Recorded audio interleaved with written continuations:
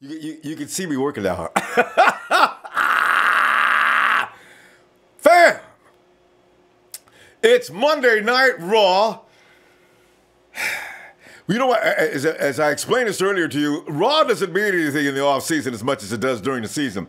What normally we established Raw for was to get on our players on Monday night after they messed up on Sunday. And as you know, we've had a lot of mess ups in the last 3 damn years. Fam, it's been 3 years.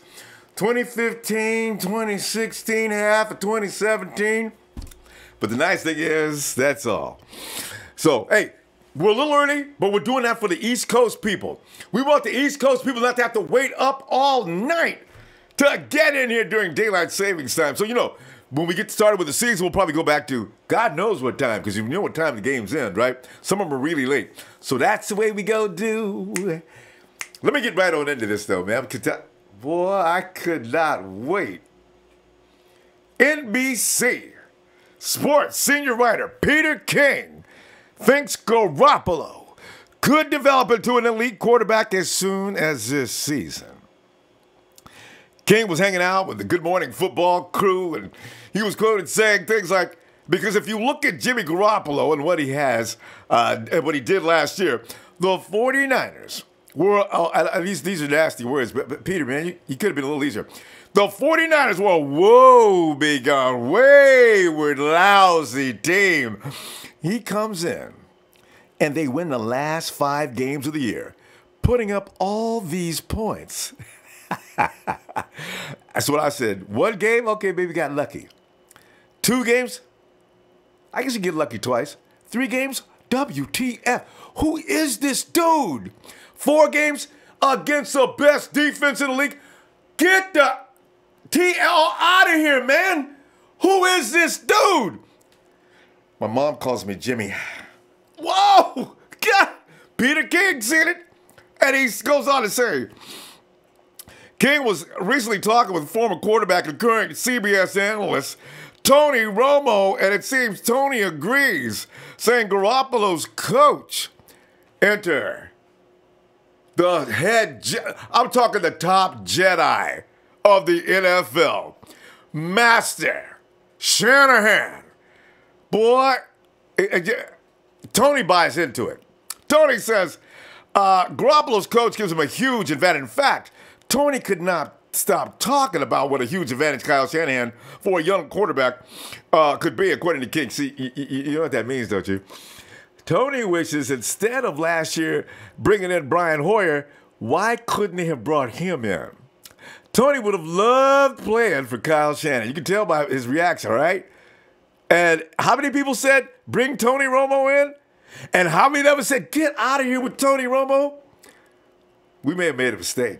For those of us, I was in the bus with you. Thought, man, get out of here with Tony Romo, man. No. So they were referring to the whole time. That is King and Romo. They're referring to Shanahan's ability to call successful plays on first down, leading to favorable situations on second and third down. I read that about Shanahan year before last when he was with Atlanta. Before he came, he's got this thing about first down. He hates third down situations. Hates it. So what does he do? He says, I'm going to stop that third down BS. I'm going to be so far down the field on the first down, it's not going to matter. Woo! I like this. Now, here's the thing. King concludes Jimmy Garoppolo and Kyle Shanahan are going to be great at that. He says, I just think by the end of the year, we're going to be talking about Jimmy Garoppolo as a top 5 quarterback in the NFL. Fact. The 49ers had the NFL's 3rd-ranked offense, averaging 410 yards per game during Garoppolo's 5-game winning streak. To end 3rd in yards passing, 297. Garoppolo's 8.44 yards per attempt had led every last quarterback in the NFL. It gives me such a rush. The 49ers, who face the franchise, will begin the 2018 season 7-0 as a starter. We're still counting them 2 games he did before he did in New England. Becoming one of only 5. There's only, you can count them on one hand. one of only 5 quarterbacks to win his first 7 starts since the merger in 1970.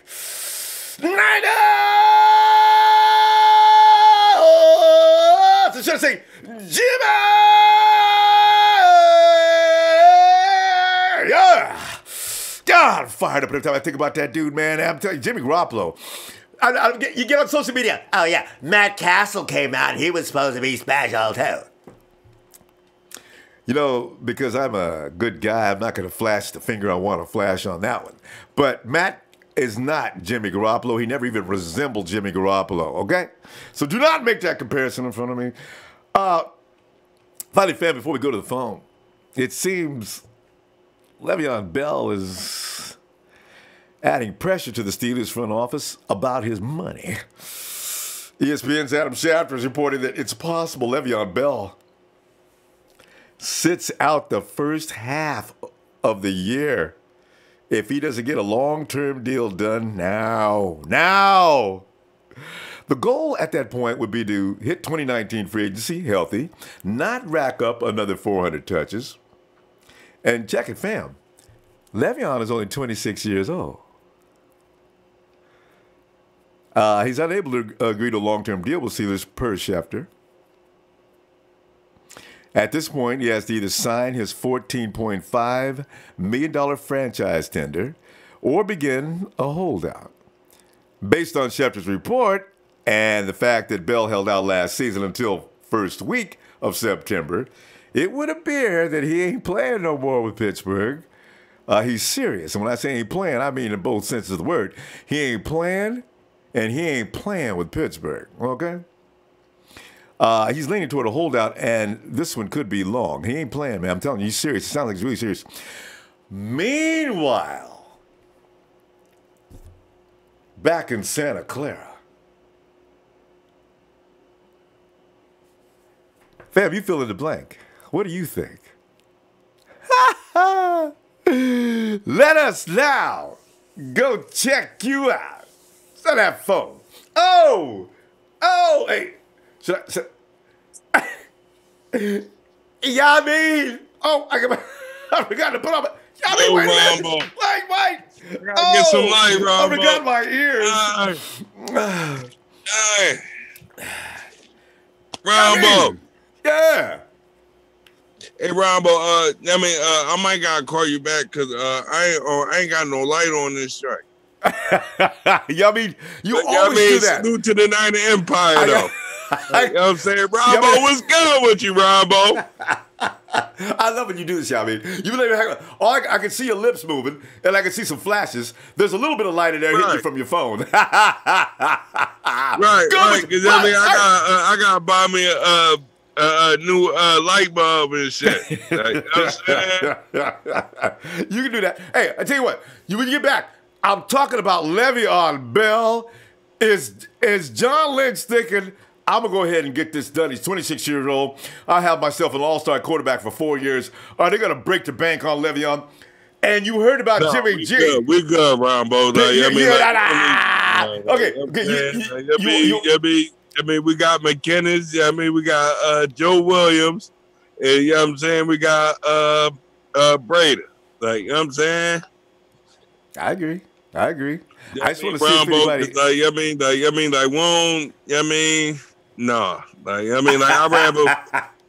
rather see Le'Veon, go somewhere else. Like, you know what I'm saying?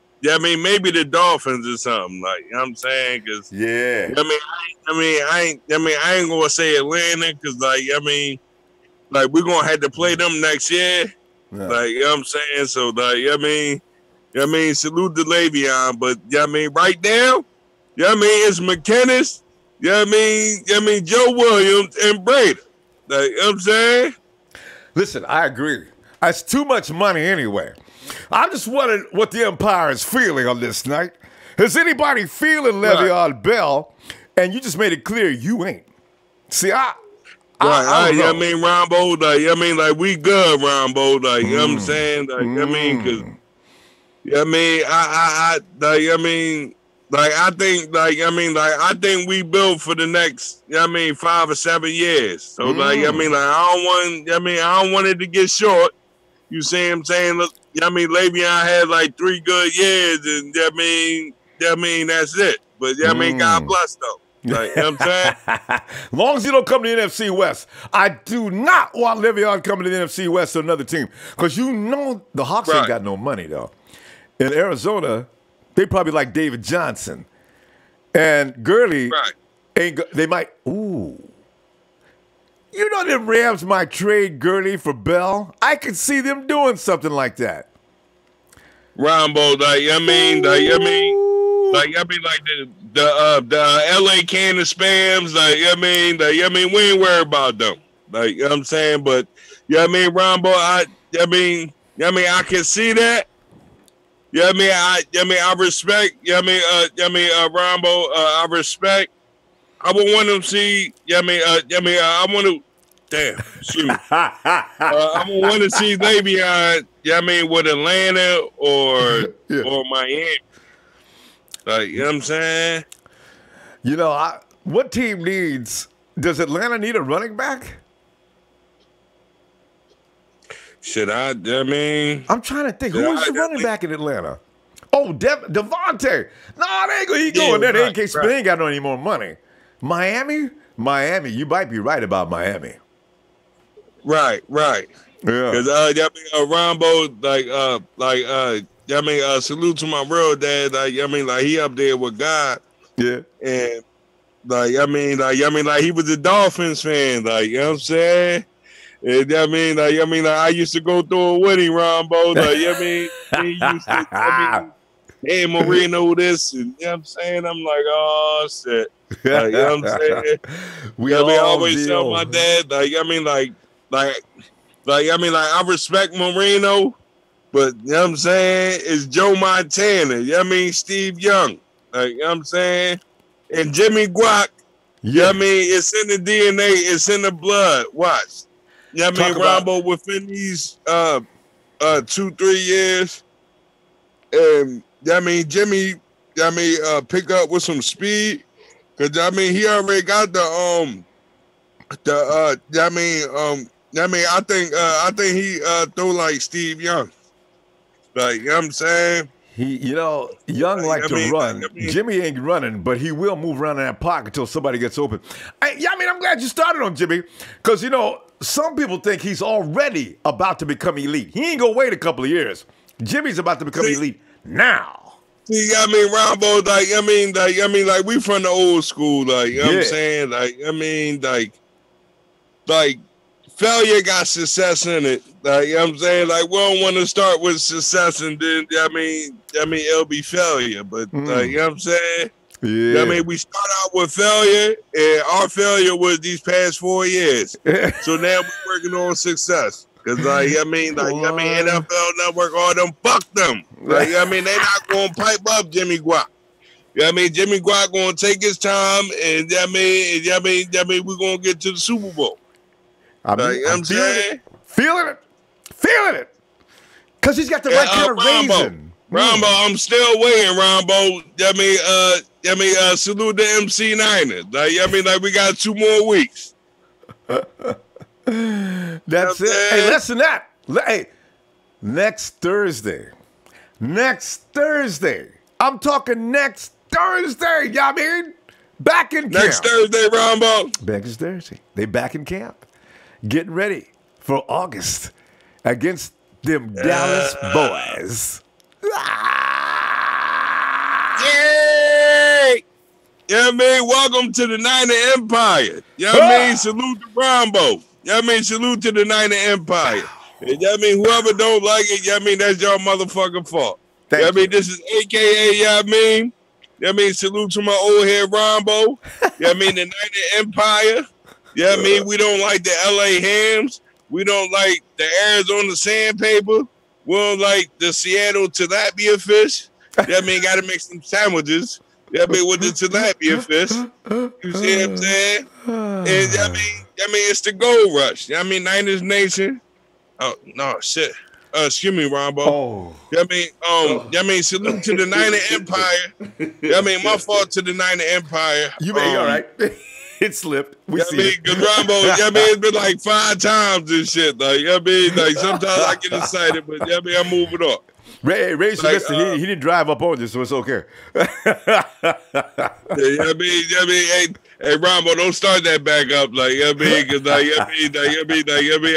almost had to check Raise again, you know what I'm saying? Oh man, I tell you. I tell you what, if Jimmy wins this, if we beat the Vikings, I'm telling you right now, them boys will be so pumped up, it'll take 8 or 9 games to calm them back down again. I see something crazy coming. And the pass rush is looking awfully good right now, from what I understand. They've been ranked a little higher than people know, too. I got to go back to that later. But if we get to that quarterback, it's going to be rough on the NFL this year, because we already got the offensive machine. Yo, Rombo, it's crazy, Rombo. I think, I don't know, I'm going to say, if we do win, it probably might be by 7 points, 3 points. But if we do lose, it probably be, it probably be like 3 points. But then after that, I think we're gonna move up to 5-1. Maybe moving up to 6-1. You know what I'm saying? I'm telling you, it's hard to predict. You know what? I want to see the 49ers look at preseason, and you get an idea as to how rough they are and how much they know that playbook. If they come out there, they can't run the playbook in preseason. They always go vanilla. You know what? I just want to see how athletic they look, how efficient they look. Are they catching the ball? Are they running whatever route they're running? Are they smooth? That's all I need to know right now. Then Kyle pulled out his little magic book. I think, I'm saying, I think, Minnesota, they probably gonna be on a high rise because, it's their first game of the season. So, we might see them in the playoffs. You know what I'm saying? So, that's when it matters. You know what I'm saying? Game 1, we can't see Miami in the playoffs. You said, by the way, somebody said Miami's got Frank. They got Frank Gore. They got 21. I don't know where Le'Veon's going. Salute to Frank Gore, because he came from the University of Miami. Yeah, well, yeah. by way of San Francisco. Yeah. Yeah, you know what? I don't bet. Oh. You know who might try to swing a deal for Le'Veon? It could be Belichick. Yeah, Ronbo, that's crazy. You know what I'm saying? How many years has Belichick made a fool out of the NFL? He makes a fool out of GMs somewhere. Every year, Belichick makes a fool out of 1 or 2 GMs. They give Belichick anything he needs, and Belichick does not need any help. People be sending over the best players. Oh, man. Yo, that's crazy. We gonna go. And I'm gonna tell you what, I'll be looking for you with the light bulb next Sunday. Right. I gotta go to Walmart. And if any of y'all say some shit on the jaw, I got some shit for y'all. You know what I'm saying?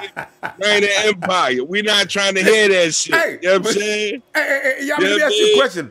Yami, before you go, is Walmart, you say you go to Walmart, is Walmart as crazy on the East Coast as it is on the West Coast? Is there some strange people hanging out in Walmart? Listen, South Philly Walmart, you know what I'm saying? It's crazy there, especially around Christmas time, you know what I'm saying? And South Philly, South Philly is, to me, the heart of Philadelphia is, North Philly. But I think the heart of Philadelphia is South Philly. You know what I'm saying? I agree. We're going to go. Because We got to go, though, because we got people on the East Coast I'm trying to get to before it gets too late. Yeah, I mean, that's why we came in earlier, just for you. All right? So, yeah, I mean, I'll see you tomorrow then, all right? All right, love you, Ronbo. Night. Night Empire. I love y'all. You know what I'm saying? All right. All right, Ronbo. Love you, Ronbo. Yeah, man, boy. All right. Hey, quick, let me run down the chat here. And Daniel Serrano on the mods here. All right. Nick Ramirez says, bro, if we were able to get Bell, every other defense in the league just needs to kiss their ass goodbye. You know, that is, Ian Rappaport, what's happening, Ian? And Slamming Robert, it's hot in California. You know, it's summertime. And if you're living up in the hills, please be careful. Just put water around your house every night before you go to bed.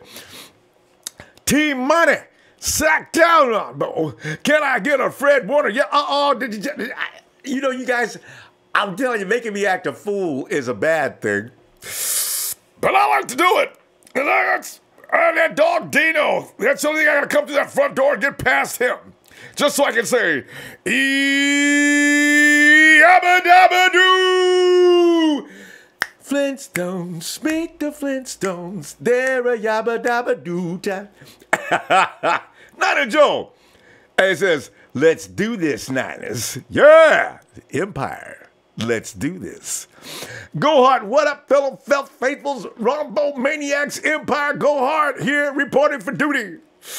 Go hard. Rose Mathis is in the house.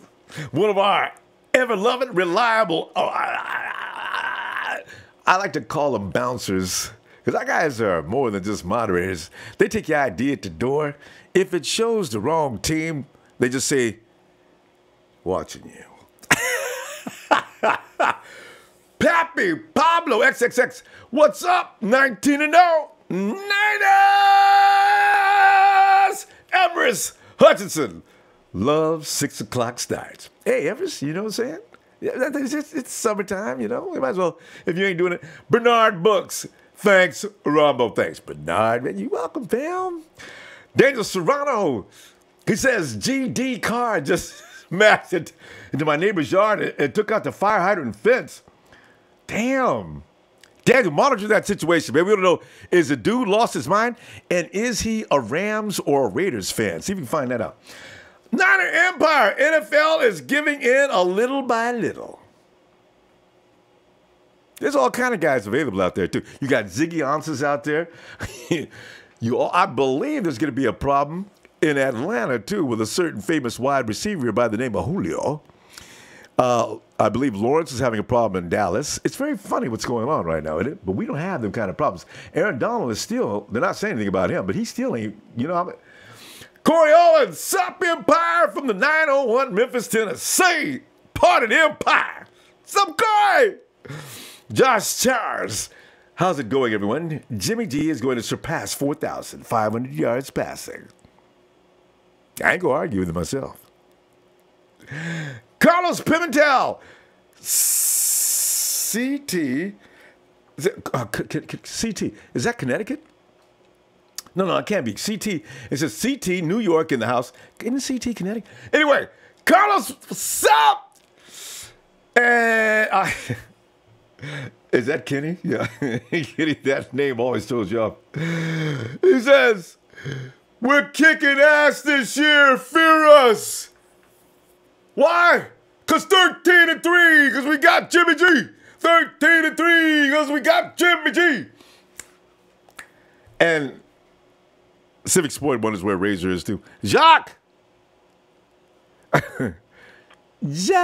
Ronbo!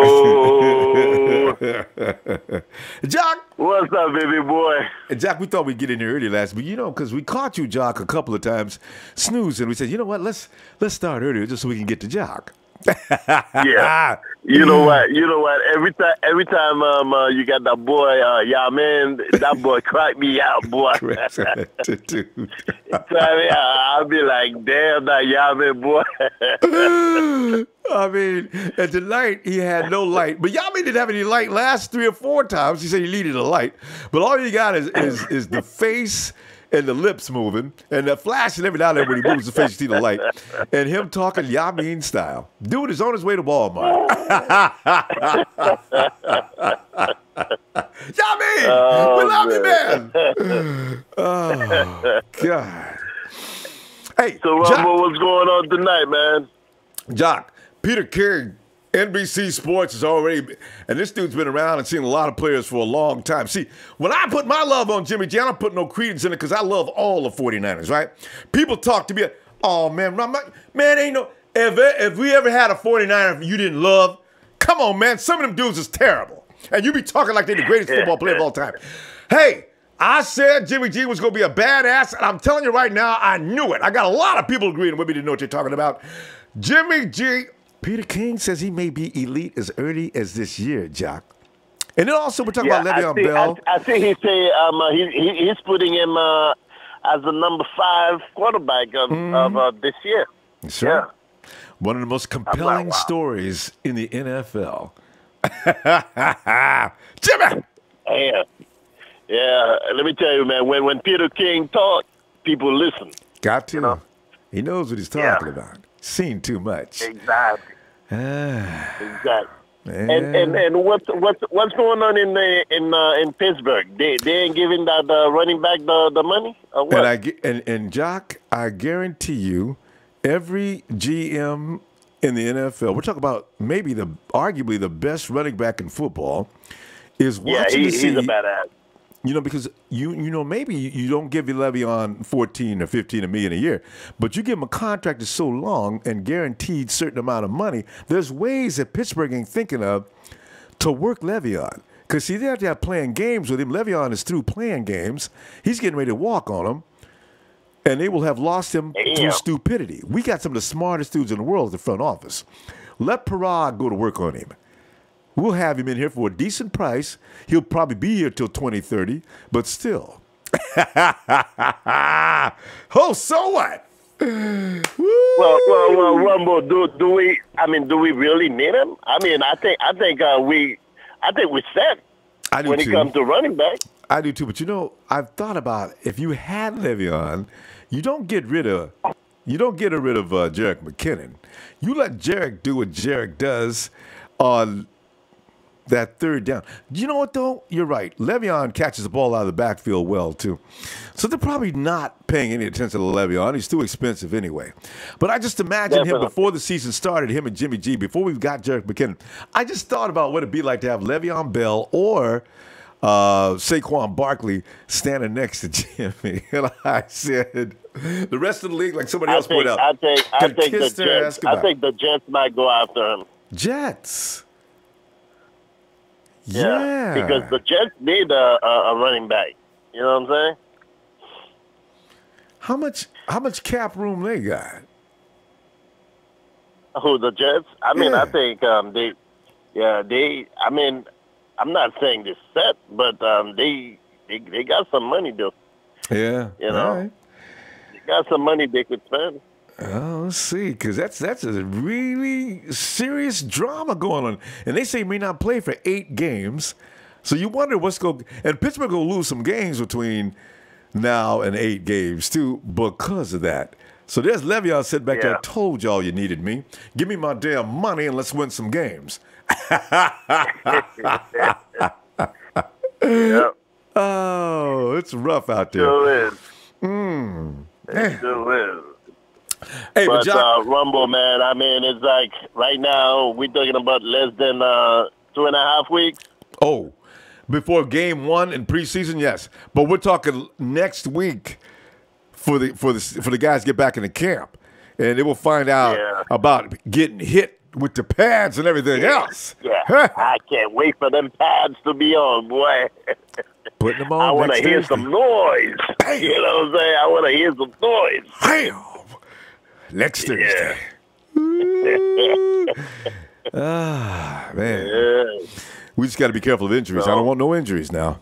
No injuries. No, definitely. You know what I'm saying? But the thing is with our coordinator, our defensive coordinator, that boy is a bully, man. he don't care who got hurt or not.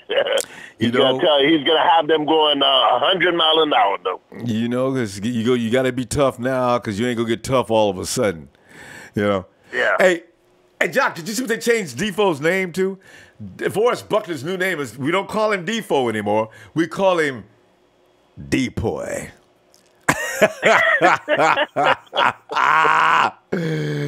Defensive player of the year. Man. I can't wait. And if Solomon T is ready, he could get it too. Because all DeForest Buckner needs is a little bit of support from his cast. If Eric Armstead, they said Eric was starting to come around looking really good before he got hurt. And he's got his other first-round draft pick on the other side of him. Now DeForest Buckner ain't got to be concerned with over-team, double-team blocks. They do, they go get killed. They got to let somebody go. Yeah. Let me tell you, man. I think on the edge. I think we're gonna be solid though. We'll be solid for the edge. You know what I'm saying? Atuchu, he gonna do his. He's gonna get his. Yeah. You know what I'm saying? I know. I ain't worried about the edge because I know a defensive coordinator. He got that. He got that in check. Yeah.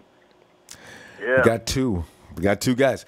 And with Kiffin over there teaching things that they've not learned before. And also, Jock, remember, these guys are in the same defense for the first time 2 years in a row since 2014. Yeah. I know that makes a difference. Got to. Oh yeah. Oh yeah. So we good. Jock, we good. Jock, I'm gonna tell you what, man. I'm looking for you tomorrow on Red and Gold Radio. If you got some time, Jock, after that workout. I'll make sure. That's a matter of fact. I'm done talking to you now. I'm about to put my shorts on and then head out. You know what I'm saying? It's time to go lift he's that still weight. working out. You want to go take a long walk out of that nice Miami heat. I know it's warm, too. Yes, sir. All right, Jock. Talk to you later, fam. All right, Ronbo. Cheers tomorrow. Yeah. It's Jock. Right. We got Jock tonight before he passed out. Jock's getting ready to go out the door, man. He wasn't sleepy. Hey, and Paul Sossenberg. Go Niners! Civic Sport injected FB picks. Civic Sport injected FB6. What's up? Brian Culp. Question, what game are you most excited for? Rams, Game 7. Beating the Rams means more to me now than, how much I love cheesecake? Do you have any idea how much I love an Argentinian Malbec? Do you love much? I love pizza. Means more. Tongan Man 78. What's up? Go down and brick by brick. Niner faithful, I believe. Quest for 6. Daniel Serrano says, I need some Ronbo Sports to get my head straight. Daniel, how's that situation going on next door, too? And 49ers and Rockets, Rider Niners, Empire. What it be like, man? Q, crew, 9 more days. J. Rod, what's up? And down in Montana, what's up? Not a fam showing love from L.A., second home of the 49ers. Bang, bang! Not a gang! Ooh, see, the Rams, they don't understand. They ain't got no back down there, man. It's all about us. Brian Culp, what do you want? And who do you want to beat the most? Again, same name. Rams. I wish they just run the score up on them. Nation, Warren, what up, Ronbo, and the Niner Empire? Gregory Weisberg, Niners! Brian Culp's got many questions tonight. He says, this is a statement by Brian. He says, I got Hardy Man with me all season last time we were together. The 49ers went to the Super Bowl. Brian, you got to tell me, who's Hardy Man? I got to find out more about that. Oh, look at this, man. Let's go out to Virginia Way. It's Raymond.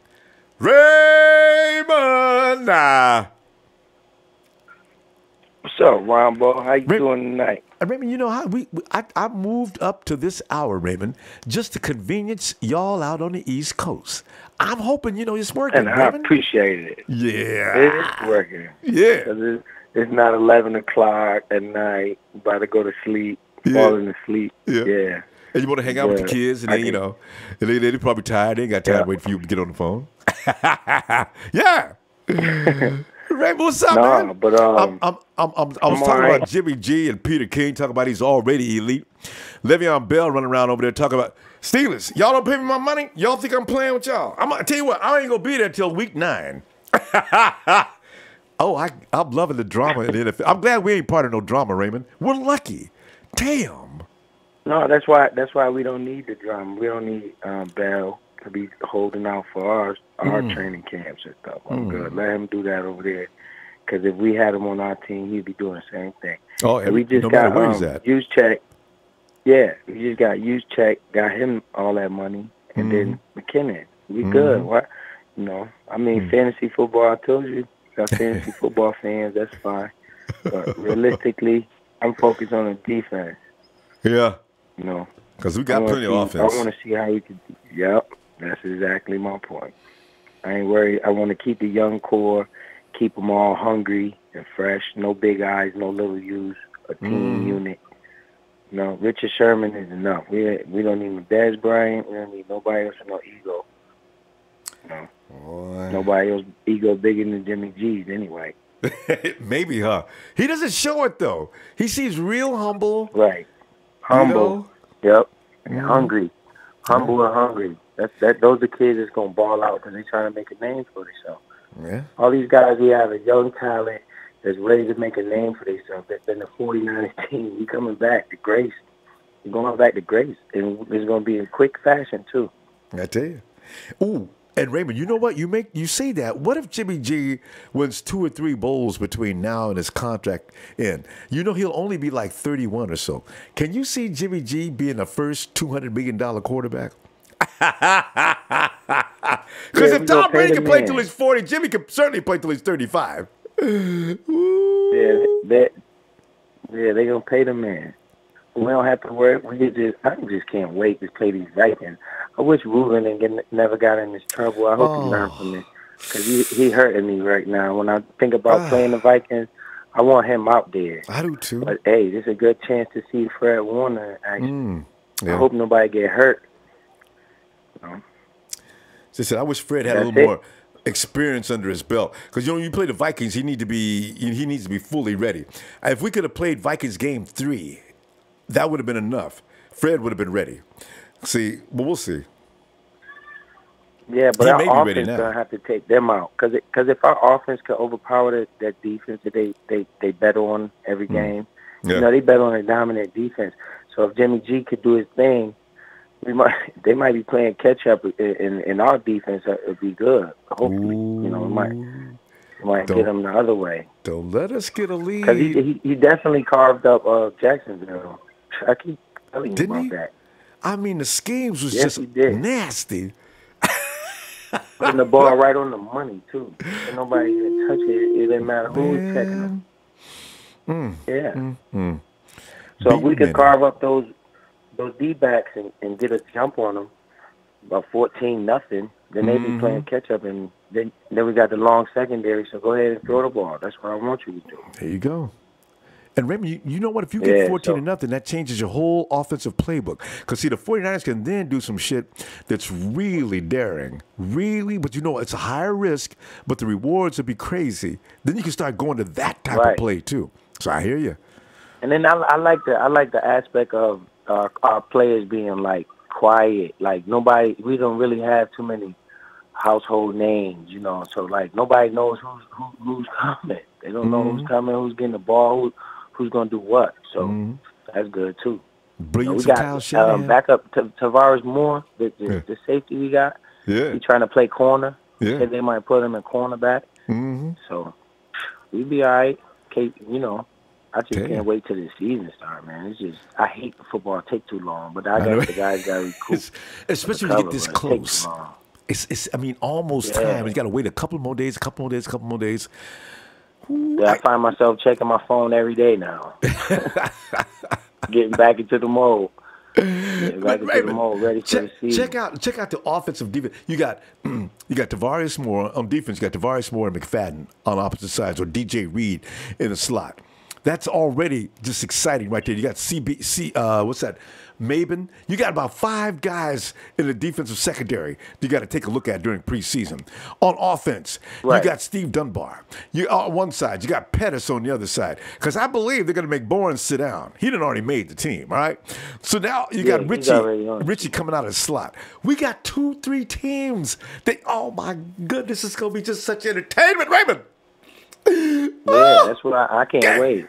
I just can't wait. And Peter King, he's good. He could, if we win the trophy, he get to, present it because he said that about Jimmy. Yeah. A lot of these people keep saying we gonna lose, and it's just pissing me off. I'm like, y'all not watching the same thing I was watching. I don't care what they say. Haters. Yep. They didn't see Jimmy G play until he had to play, and I kept saying play him the whole time. Because I wanted to see how he could play. I know. I remember arguing with you about that. Yep, and then they played him, and now look, everybody's hyped up because they can't believe it. Yep, I was wrong. Let him play. But Raymond, hey Ronbo, then he was playing with the bullcrap offensive line too. That's what I was worried about. And I thought they was gonna get him killed. Man. Oh man, and so watch this, man. Watch, he gonna have time to throw. He gonna be comfortable. And if he do get his cage rattled, that's why our defense got to step up. Our defense is going to be fired up because they're going to want to play for somebody. And when you know you can win, you're going to be fired up. And Richard Sherman out there, too. Mm-hmm. Even if something happens to him and he snaps something, hurt himself, God forbid that happen. But, once you get an injury, sometimes it happens again. They could be We lingering. still got young guys to come in, and he can still be a leader, a vocal leader, And he will, too, because Rich, that's the way he is. Raymond, let me go. I'm going to get some more East Coast folks before y'all get too tired out there. Appreciate you, Ronbo, for boosting it up for us, man. That's a good look for you. I appreciate that. I love y'all, man. We on the West Coast, we know it's too early out there, or too late. So, yeah. All right, go Niners, man. Keep your head up. Week 1, we win, man. Shout out Heart Foundation, man. We out here. All right, Raymond. Have a good night. All right. And there's Eric Sanchez with that famous hat. Everybody wants that hat, man. Eric, you put that hat up on auction, on eBay, any place, man. You probably get a fortune for that hat, man. Thank you, Eric. There's Mel out in the Garden State, New Jersey. Mel. Niners! Let's go, man. Hour earlier, I can be as loud as I want. Good look on that, Ronbo. How you feeling, Mel, you jogging? Your sound just left on me. Mel, come back, Mel. Mel. My man, hello? Oh, there you are. Mel's either jogging or he's in a full-scale cage match right now, and he got to do in the headlock. Dude got away. Oh, no, I was jumping around, jumping around a little bit. I got some Sprite in my step. Yeah. How you feeling? Oh, man, I'm feeling great, man. I love hearing from people like Peter King talking like he's talking, man, because, you got some people that just do not believe in our quarterback. Got some people that will refuse to believe in our pass rush. And the team has already changed DeForest Buckner's name from Defoe to Depoy. So, I'm saying, man, this team did develop a celebrity status without any one individual getting way too much fame except for Jimmy, but he's supposed to get it. And DeForest Buckner, he's supposed to get it. So, and Richard Sherman. You know what, Mel? As I'm throwing these names, I'm realizing we got a lot of stars on this team and they get no love. Jack McKinnon is actually a star, too. you know? Reuben Foster's a star. Hell yes, a big star. Also, Juice is a star. You can't get all pro, and I mean, I go to the Pro Bowl every year without somebody noticing. Joe Staley. Yeah. Joe Staley's been a perennial Pro Bowler. His whole career almost. Yeah. Yeah. So don't tell me we ain't got no talent. And you know what's crazy? We weren't. When I say we weren't that bad yet last year, I don't mean record-wise. But earlier in the season, like the first half of the season before the injuries really, really plagued us, we weren't getting blown out, man. A lot of those games were close and came down to the wire, where it was a couple plays here, a couple plays there, and we win those ball games. Yeah. So Jimmy G was definitely the difference, and he came in when we were sinking because, we had all those injuries. But as far as just straight up matchups and everything, we were not getting blown out. There were a couple games that, we would have lost either way. But for the most part, we were in those games, man. Up until, the beginning, middle, and the end of the fourth quarter. I was at a couple of them. The Redskins game, I thought we were going to pull that one out. And we had... the ref took over that game. We did win that game. We would have won that game. Refs won 2 games for the opposition. The Rams, that was an ass whooping. And again, that same game you're talking about. Exactly. So tired of them refs. Exactly. So, it's about to be something big time this year, man. For real, for real. Just like Bill Walsh's first 3 years, or first couple years, rather. 2-14, 6-10, and then shot up and just dominated everybody every week, just killing. And our defensive backfield that year, there were 3 rookies and 1 veteran back there. That was Ronnie Lott's rookie season. And that's when we had all of our DBs ended up going to the Pro Bowl. But they were all rookies, man, making noise, doing work. So was it Keenan Jackson was in that group? Who was on the other side? Trivia. What's his name? Not Keena. It's on the tip of my tongue. What's Keena's last name? What I call Keena Turner. Keena Turner. Oh, Keena Turner. Yeah, the linebacker. He was a linebacker. And who else is on the other side? Oh yeah, it was Keena. Was it Drake? Not Drake. Man, I don't know why I'm having a brain freeze right now. No, when you go back in those years, it's kind of and because Merton Hanks, was he involved yet? No, he came in the 90s. Yeah. Yeah, and he was playing out of position at first. They had him at corner because we weren't really, we didn't have a whole bunch of depth at defensive back. When Dion came in, Dion allowed Merton Hanks to go back to his natural position of safety. Man, what a team. That's when Merton Hanks, Tim McDonald, Dion on one side, Eric Davis on the other side, and everybody's a Pro Bowler. Yeah, and that's when we went crazy. Same thing is about to happen here. You can't throw on Dion's side of the field. And you know what? That may be the case this year because they're going to test our boy the first week. Minnesota's going to test Sherman, and that could result in a turnover. From there on, we roll. Turnover and trash talk. Yeah. Turnover and trash talk. And from that point, people throw it on me. Like, all right, y'all think I ain't ready to play? Y'all think I ain't ready? Throw that ball over here again. This is one. Yeah. Don't you ever test me with an average receiver. Crabtree gonna get flashbacks. Oh, I wish he played the Redskins. I'd love to see him match up with Crabtree now. That would be my favorite. See, I was hoping he'd stay in Oakland. Damn it. Got away. Oh, yeah. Oh, that's the reason why he left Oakland. No, he said, "Oh, you know what? Nah, I'm straight. I'm good. Y'all ain't paying me enough for that. I will not humiliate myself in the Bay. Nah. In the game of this chain off his neck. Where we hate each other? Like, nah, I'm good, man. Yep. Man. Yeah, man. Yeah, it's about to be something special. Oh, what were you saying about Belichick earlier? That's when I clicked in. Because see, Le'Veon Bell is leaving Pittsburgh, and it must be soon. Because come on, Pittsburgh can't go through this every year. So I'm figuring, you know how teams just love to donate a game changer to the Patriots every year. He may not go this year, but all Belichick has to say, okay, if you want Gronkowski, you give me Le'Veon, and we got a straight up deal. I can see it now. And the Steelers will say, what? Hell yeah. And that'll be the end of that. Because Le'Veon's driving them nuts. And Belichick's, I don't think he likes Gronkowski for some reason, Mel. So I can see that deal being made. Maybe Belichick throws in another player, and they make that deal. Right. Yep, yeah, I wouldn't doubt it. Oh, could you imagine Gronkowski in Pittsburgh? Oh, what would really piss me off is you get Tom Brady, Le'Veon Bell, too. You have a quarterback and a tight end who are like, what, 14 feet tall together and 1,200 pounds. Belichick, I mean, he could see everywhere, and Gronk could see the ball coming where everybody else can't. You're right. Roethlisberger and Gronk. That would be just ridiculous. Right. Oh, yeah. But you know what I want?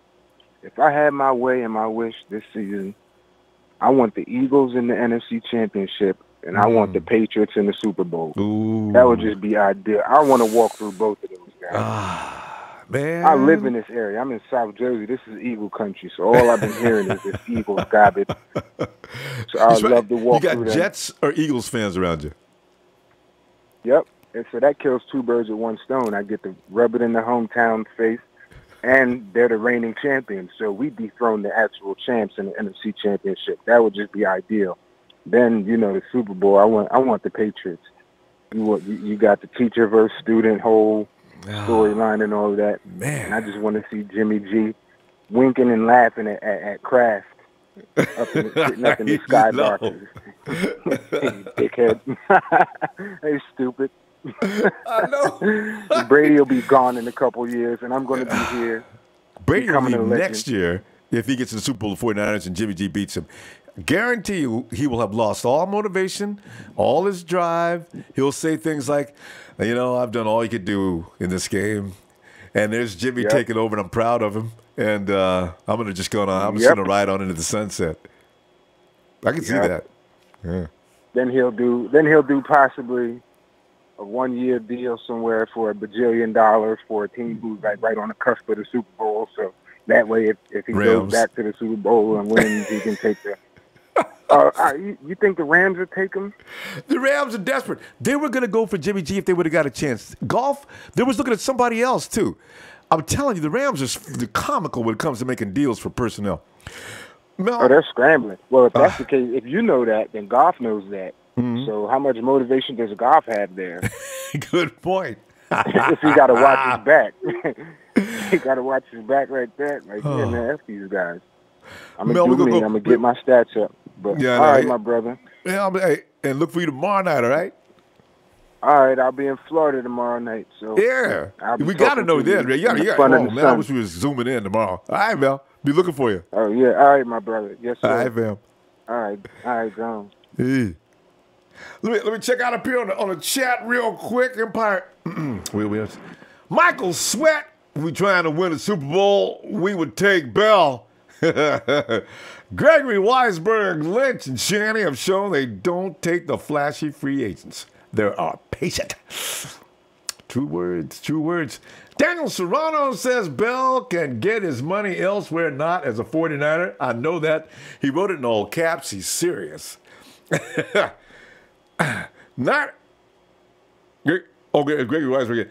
They got Frank Gore. One more. Yeah, that's right. Me and Yami was messing up on that. I don't know how we forgot about Frank. Niner Joe, Empire Bell wants quarterback money. We already got our quarterback. Good point. I think we all vote against Bell, huh? Yeah. A little dice. Since 49ers don't need Bell, the Falcons might want him more than us. Maybe not get Devontae. He cost him a lot of money, too. Billy Thibodeau says 915, not Empire. Sup, Billy? And Niner, Empire. Brady needs to work on catching the ball. I forgot what he was like catching the ball on the backfield last year. I thought he's okay. Felix Agoy, let's go. I want to see our wide receiver, Richie James. I can't wait to see the rookies, man. I'm telling you, the rookies are so exciting this year. All of them, man, on both defense and offense. And Julian, Taylor, hey, Chris. Hey, what up, man? I'm on the road listening to the show. I said, let me call in, man. Yeah, Chris. Man, Chris, we're sitting up here going over what. Appreciate the early start, man. I missed that. Go ahead, say again. I was saying, appreciate the early start, too, man. Yeah, because we realize, man, we could go an hour earlier. It's summertime. It ain't no big thing. Let's give the East Coast a break. Yes, sir. Yes, sir. We appreciate it, man. We definitely appreciate it. You're so welcome, too, Chris. I tell you, man, tonight we're talking about Jimmy Garoppolo being predicted by Peter King to be elite as early as this year. And then the Le'Veon Bell capers going on in Pittsburgh. You think the 49ers are monitoring that situation, and what do you think they're coming up, and what are their thoughts? All of that. And DeForest Buckner has been called by his teammates not DFO, but DPOY. DFO, yeah. I like that. Well, look, man, I think frustration with all these TV personalities on these shows is at an all-time high, so it's nice to hear somebody with some common sense and somebody who understands the game to see that, in Garoppolo. But now everybody's like, I see the player in those games. But come on, man. Like, I really don't get how they're giving Goff this much credit. Like, the guy, he's getting all the cheat codes up until like 5 seconds before the play goes off because McVay is in his head telling him what he sees. He doesn't even see it. So, to me, he's not a real QB like that, but whatever, man. We got the right one. Peter King see it.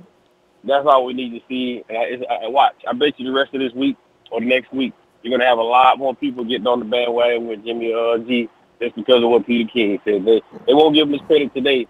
They'll do it a few days from now and go. Like you say, jump on the bandwagon.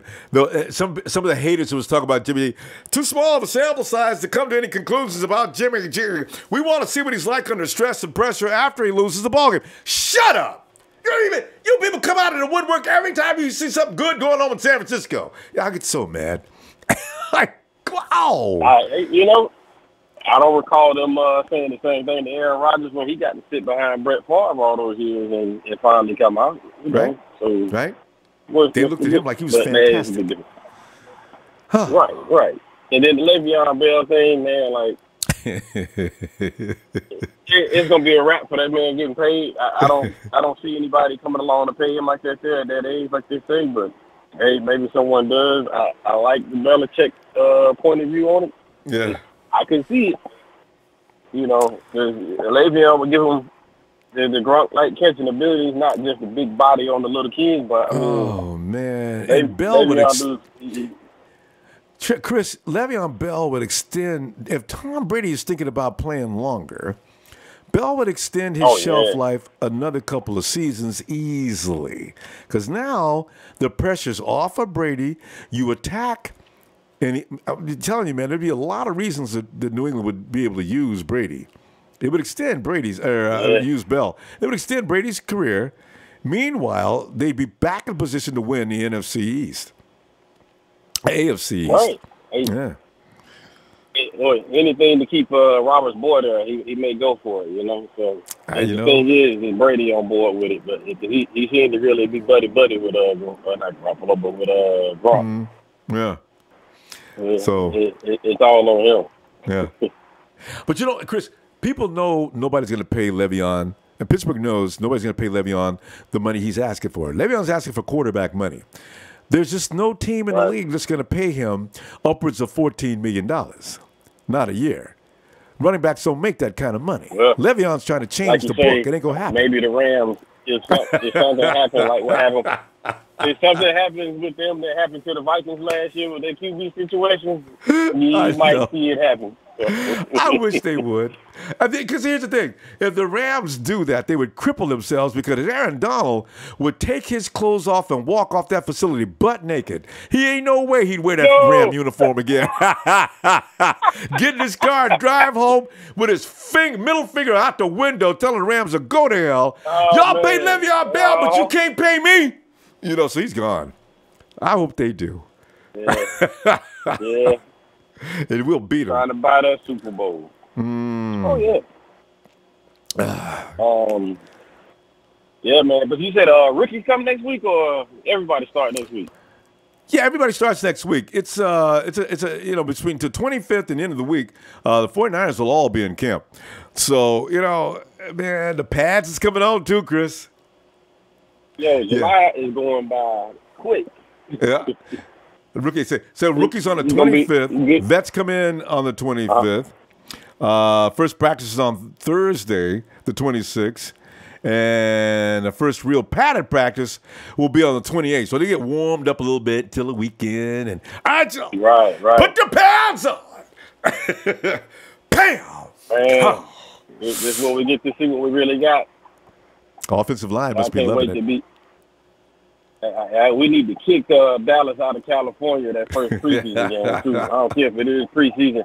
I can't stand the fact that they practice in California, man. Like, do that shit in Texas somewhere, you know? I don't get it, yeah. They come all the way to Oxnard. Somebody said the reason why, but I forgot. They need to change it. Get out.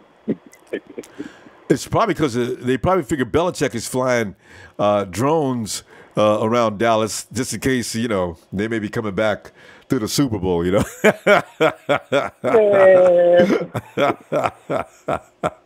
Dallas ain't going nowhere. The Patriots in the Super Bowl. Yeah, only on Madden, man. Ain't that the truth? Maybe not even on Madden. Oh, man. No, not even that. That's what I'm saying, man. My last thing, man. Juice and McKinney, we were just talking about that and the money we got invested in that backfield. Yeah. What's his name? Williams, the dude that had the red shirt last year. For the most part, he got that little injury. They tried to hide him. He was fumbling last year. What's his name? Oh, Joe Williams? Yeah, Williams. Joe Williams. Yeah.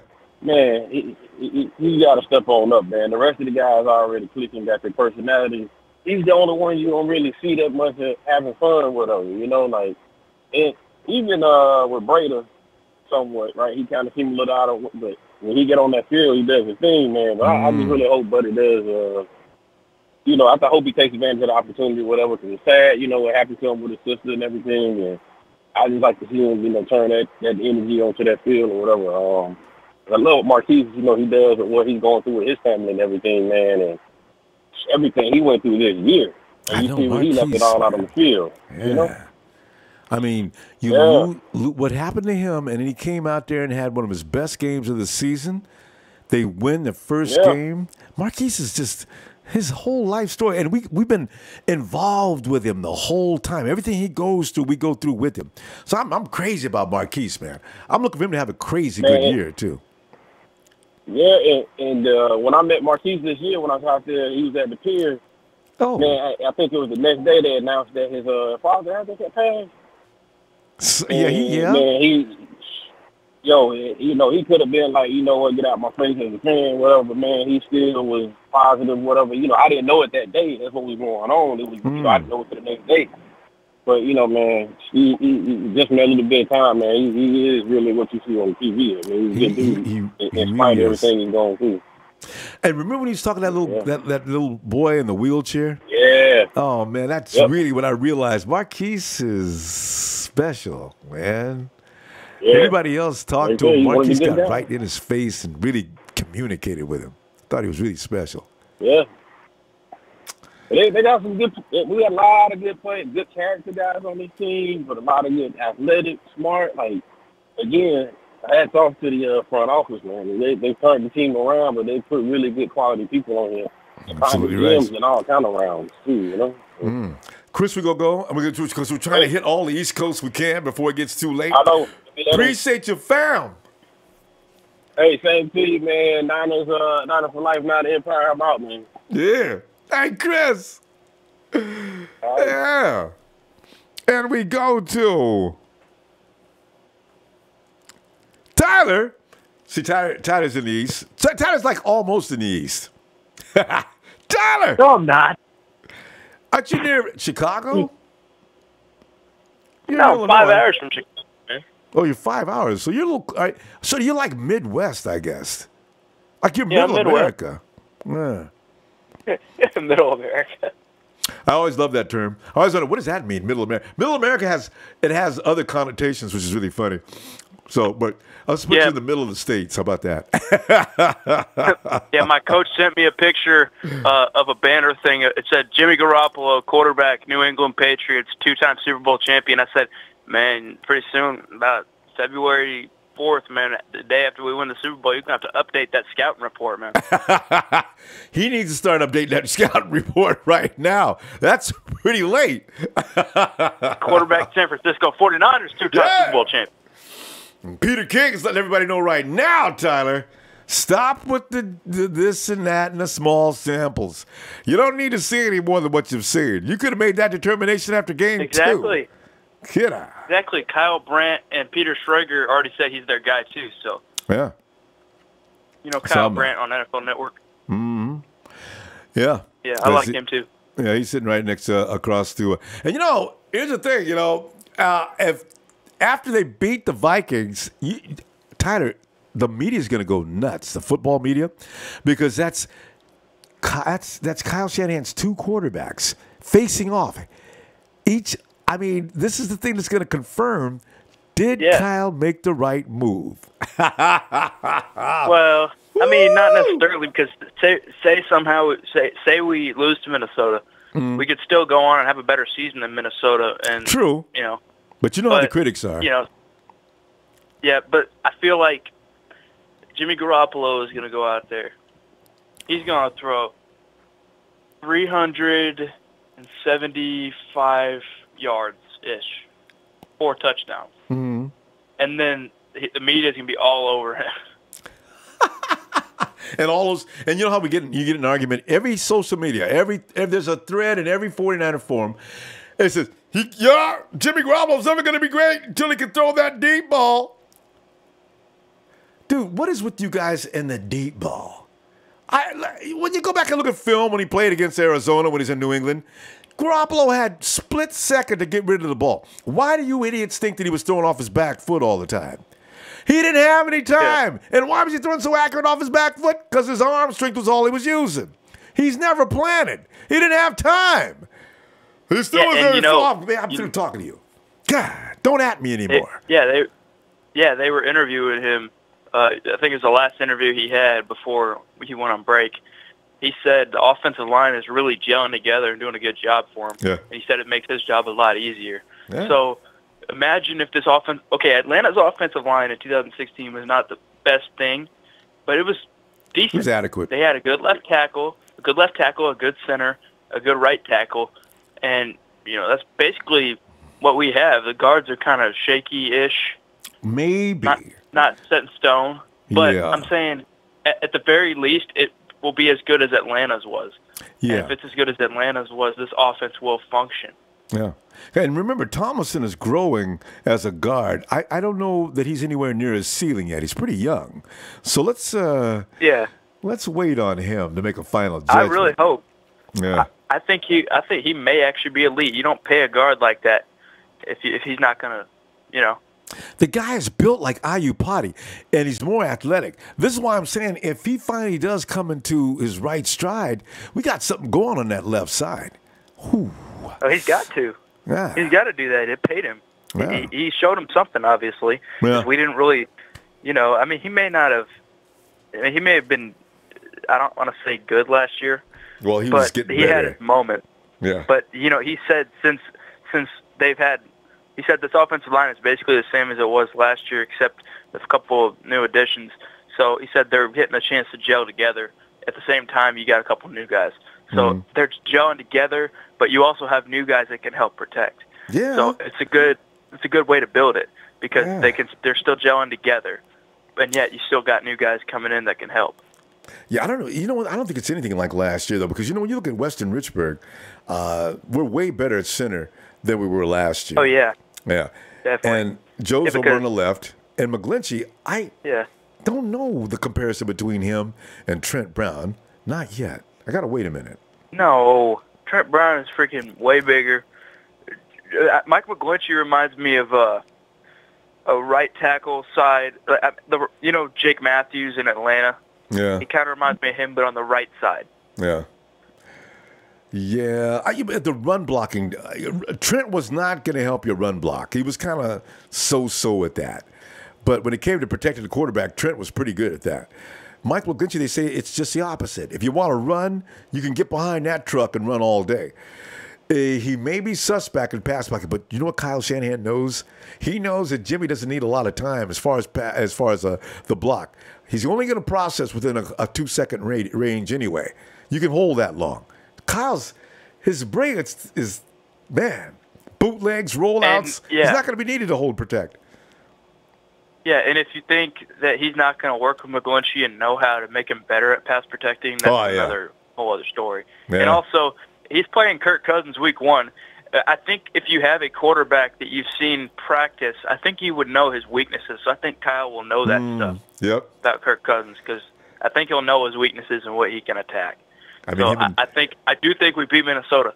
Yeah. I don't know. I can't throw a score out there, but I would not be surprised if it comes down to a 2-minute drive. We win the game, and I couldn't stand it. Touchdown pass at the end. We're down 6. Touchdown. Nah, I don't want to be down 6. We'll be down about 4 because I don't want to be down 6 because we get a 1-point victory. That everybody's gonna be like, oh, see, he's not the real deal. This and that. No, he is. Yeah. But yeah, so I feel like we'll start the season with a win, but even if I don't see us losing that game either. Hey, I was talking. I'll tell you right now, if they win the first game, Tyler, against the Minnesota Vikings, we will go 10 straight. If you beat the Vikings, there is no team on the schedule after that that's better than that. That's why I say Vikings game is the Chargers. Chargers could be. Did you see that thing I sent you on Twitter about the Vikings at Cowherd? The Chargers aren't. The Vikings have been together for a little longer. They got a couple of new bodies.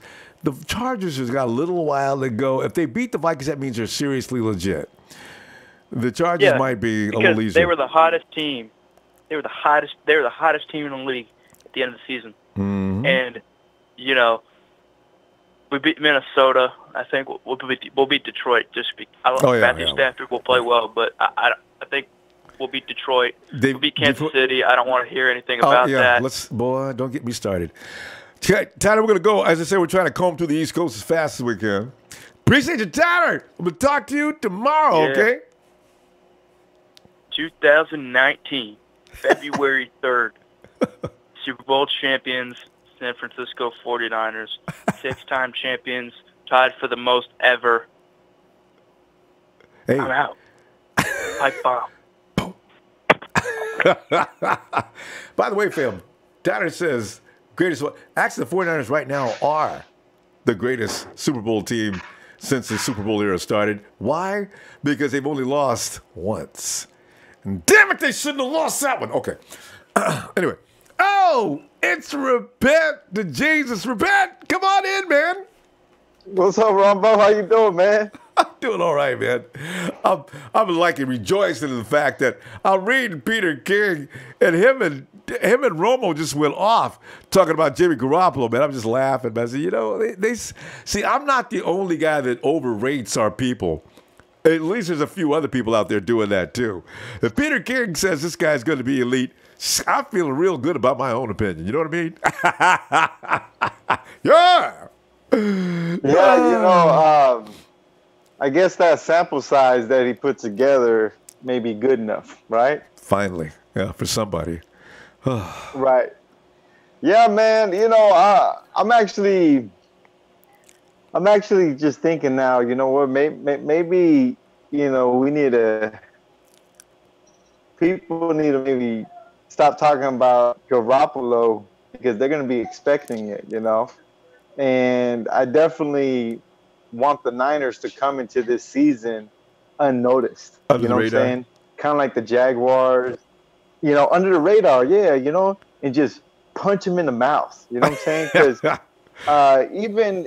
Because even the Jaguars quarterback, he said, you know what, teams, we're not going to be surprising teams next year. We're not going to be coming up on their field and just coming out of nowhere. You know what I'm saying? So we still Bortles, are going to have that. Bortles said that? Yeah, he said he was making comments about how pretty much like the NFL knows the Jaguars are good. You know what I'm saying? Oh, yeah. Oh, you mean them? I thought you meant he was saying that about Jimmy G. You're right. No. Yeah, no, I mean, I'm just saying that, it's nice to the Niners, they still have the surprise element. You know what I'm saying? Somewhat. You got a lot of people, they have the, guys picking Carr over Garoppolo. They're picking the Rams to win the division. They're picking the Chiefs to beat the Niners. You know what I'm saying? So it's such a joke. You know what I'm saying? I mean, but even non-Niner fans, it was Bucky from the NFL Network put an article together talking about I'd rather have, Mahomes than Garoppolo. You know what I'm saying? It was like, Did Bucky Brooks say that? Yeah, because he was talking about the upside on his big arm that he has, and there's a reason why Alex Smith is gone, who was playing at a high level. You know what I'm saying?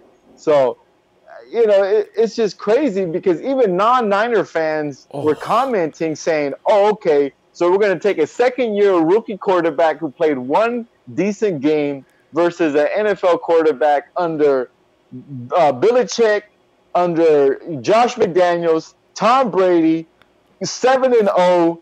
It took a team that was going nowhere, and all of a sudden they went undefeated for the rest of the year." It's like, are you kidding? Non-Niner fans are seeing this kind of stuff. I mean, Bucky Brooks I don't know what's going on with him. He's really weird when it comes to Jimmy Garoppolo. He argues with the guys right on the show sometimes. Dang, Bucky. I don't know. It's like they were talking about, of course, just Mahomes, man. But I mean, apart from that, I mean, like I said, hopefully the Niners still have an element of surprise. But I love it though, man. I like Peter King. He's a very respectable guy. Very intelligent guy. So I believe he knows what he's talking about. And Tony Romo, he's played the position. He knows what he's talking about. For a long time. Exactly. One of the awesome things about Garoppolo is just honestly, he's a beautiful, perfect, pure pocket passer, man. You know what I'm saying?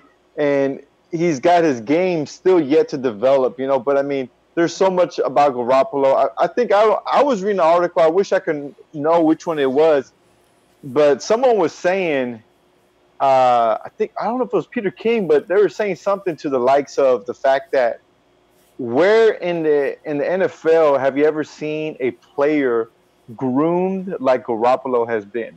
Under Belichick, under Josh McDaniels, Tom Brady, and now Kyle Shanahan. Yeah, I read that article the other day. I know it's what you're talking about. Yeah. Yeah, and that got my attention too. Like, even think about Josh McDaniels. Josh McDaniels was almost a 49er head coach too. There you go. So, but yeah, man. And he had those people for the whole time he was in New England. That's the thing. Consistently being trained. And when you go right down the line, you go McDaniels, as you mentioned. You got Brady. Then you got Belichick. I mean, and you got the culture that goes on in New England. You're drafted into that culture. The guy is right. And then you throw him to Shanahan. It couldn't be more perfect, Repent. This guy's a monster. Man, I love how I was reading the comments on that article, and a non-Niner fan said Niners are going to start the season 8-0.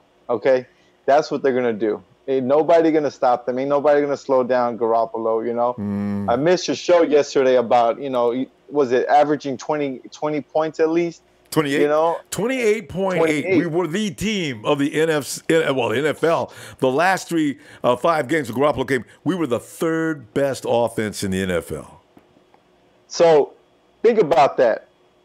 If our defense steps up, and we know they have the potential, they have the ceiling for a top 5 defense. Okay, it's going to be ugly for these teams. Minnesota, San Diego is going to be one of the two toughest games, but all these other teams were playing. And I'll be honest with you, Ronbo, I think I've heard a couple of Niner fans, talk about we might split with the Rams. We're going to sweep the Rams. We're going to sweep the Seahawks, okay? And the Cardinals you can't even talk about. But like I said, man. Hey, Repent. Let me tell you right there, though. I was looking at the schedule, and when you get a chance, go back and look at the Rams' schedule last year. Look who they lost to. I didn't realize that until I looked a couple of weeks ago. They beat every team they were supposed to beat, but they didn't beat the Eagles. They didn't beat the Vikings. They didn't beat the Redskins. What else did they lose to? They lost to the teams. They didn't beat the Falcons. We know about that.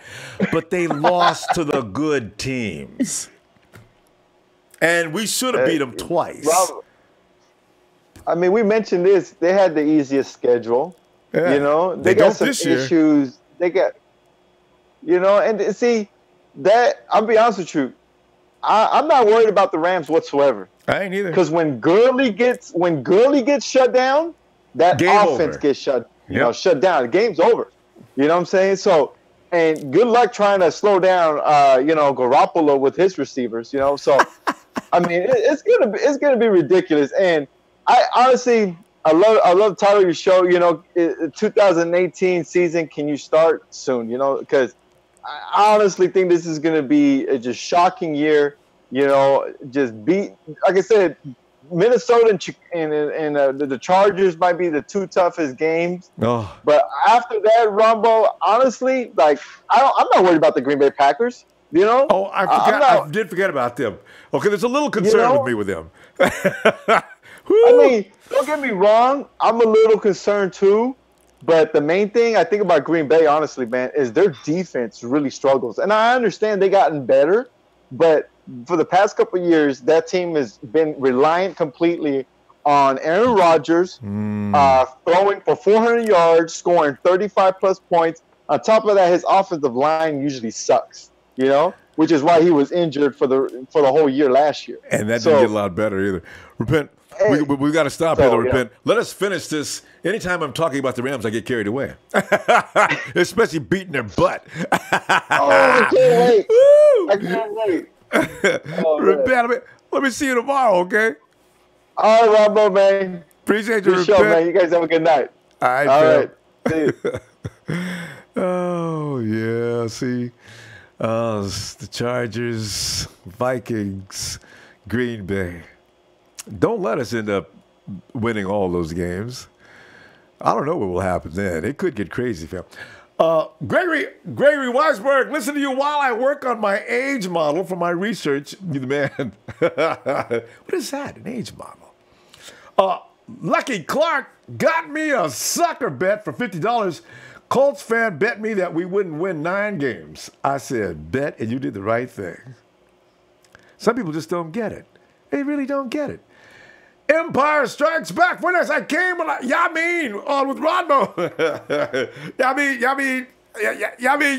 Yo, what's good with you, Ronbo? 40-9s. What's up? Niners fam. At Niners fam, excuse me. RK Belmont watched this in my feed and wanted to leave my opinion about Le'Veon. Wait. No.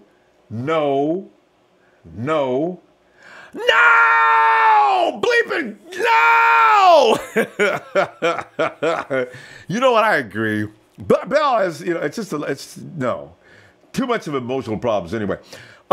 Millionaires and Billionaires is bang, bang, bang, 49ers gang. Brian, question, what's your opinion on us versus the Broncos? You know, the Broncos, I see us winning that game because we're not having to play in the Mile High City.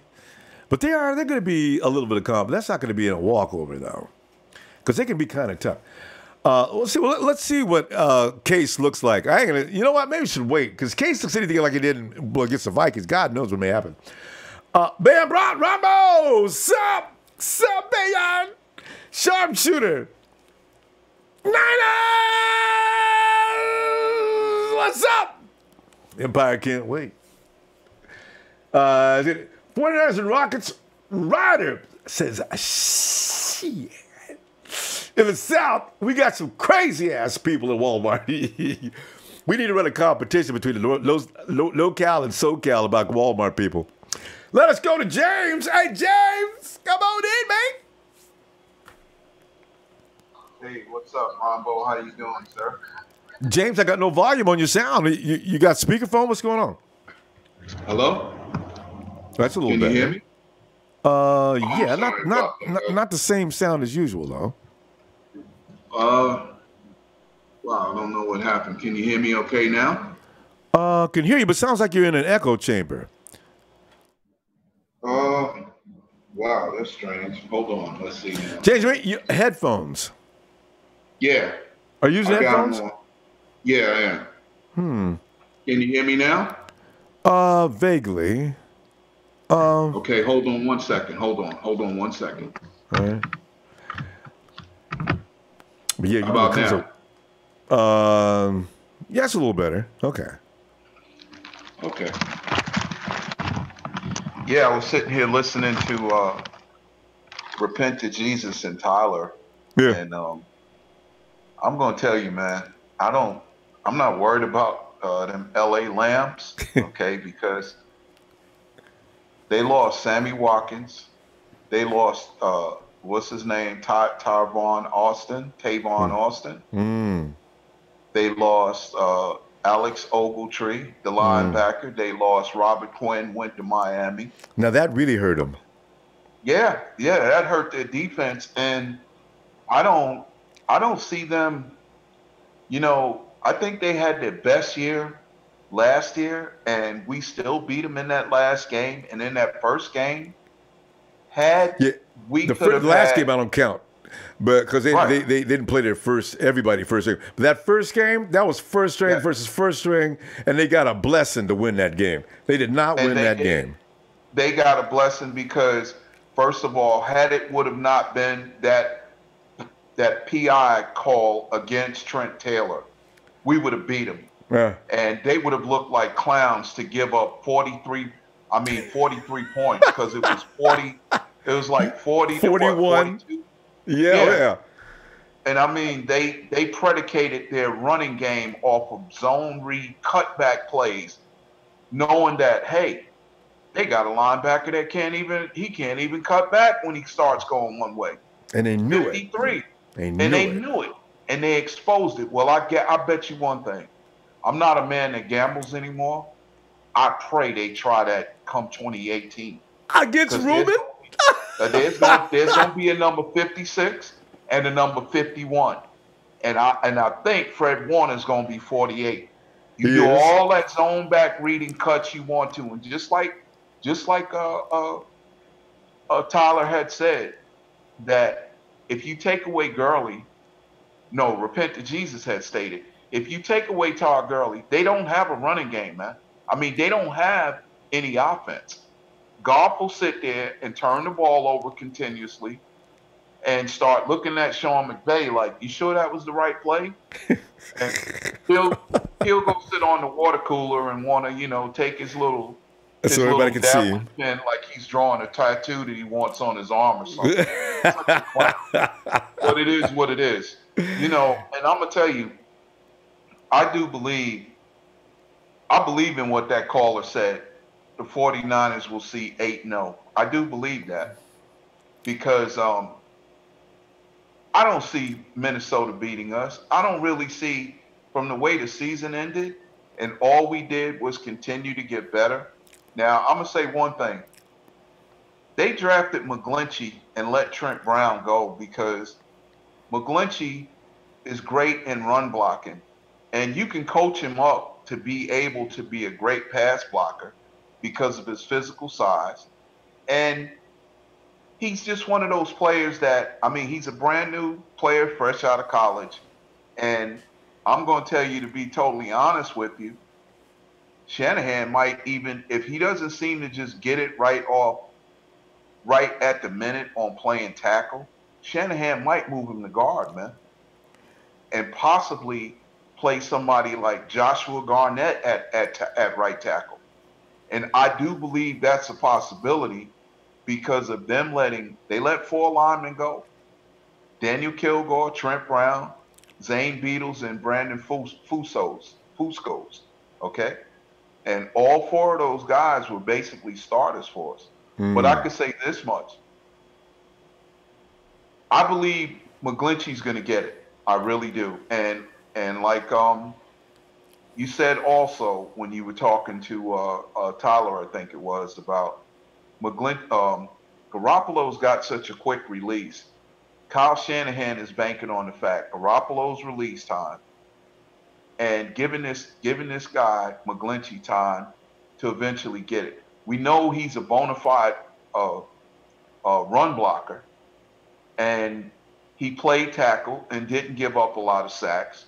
So it's a work in progress. But I think playing beside somebody like Garnett or Joshua Cooper, Jonathan Cooper, whoever it may be, he's going to eventually get it.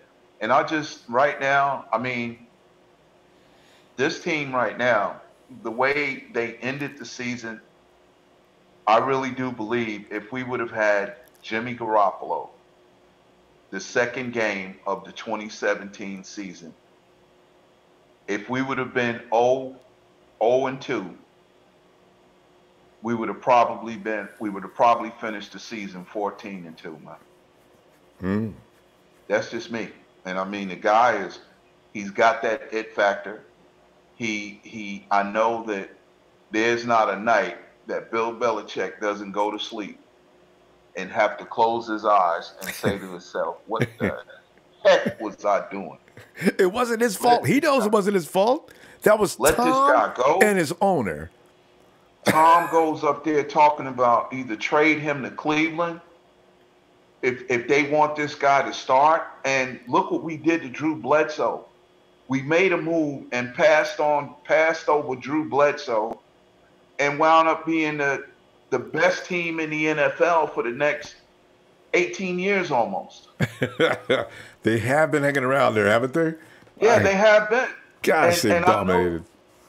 That it has to haunt him when he realizes that, man, there was players in here, saying that this number 10 is really quite a player there.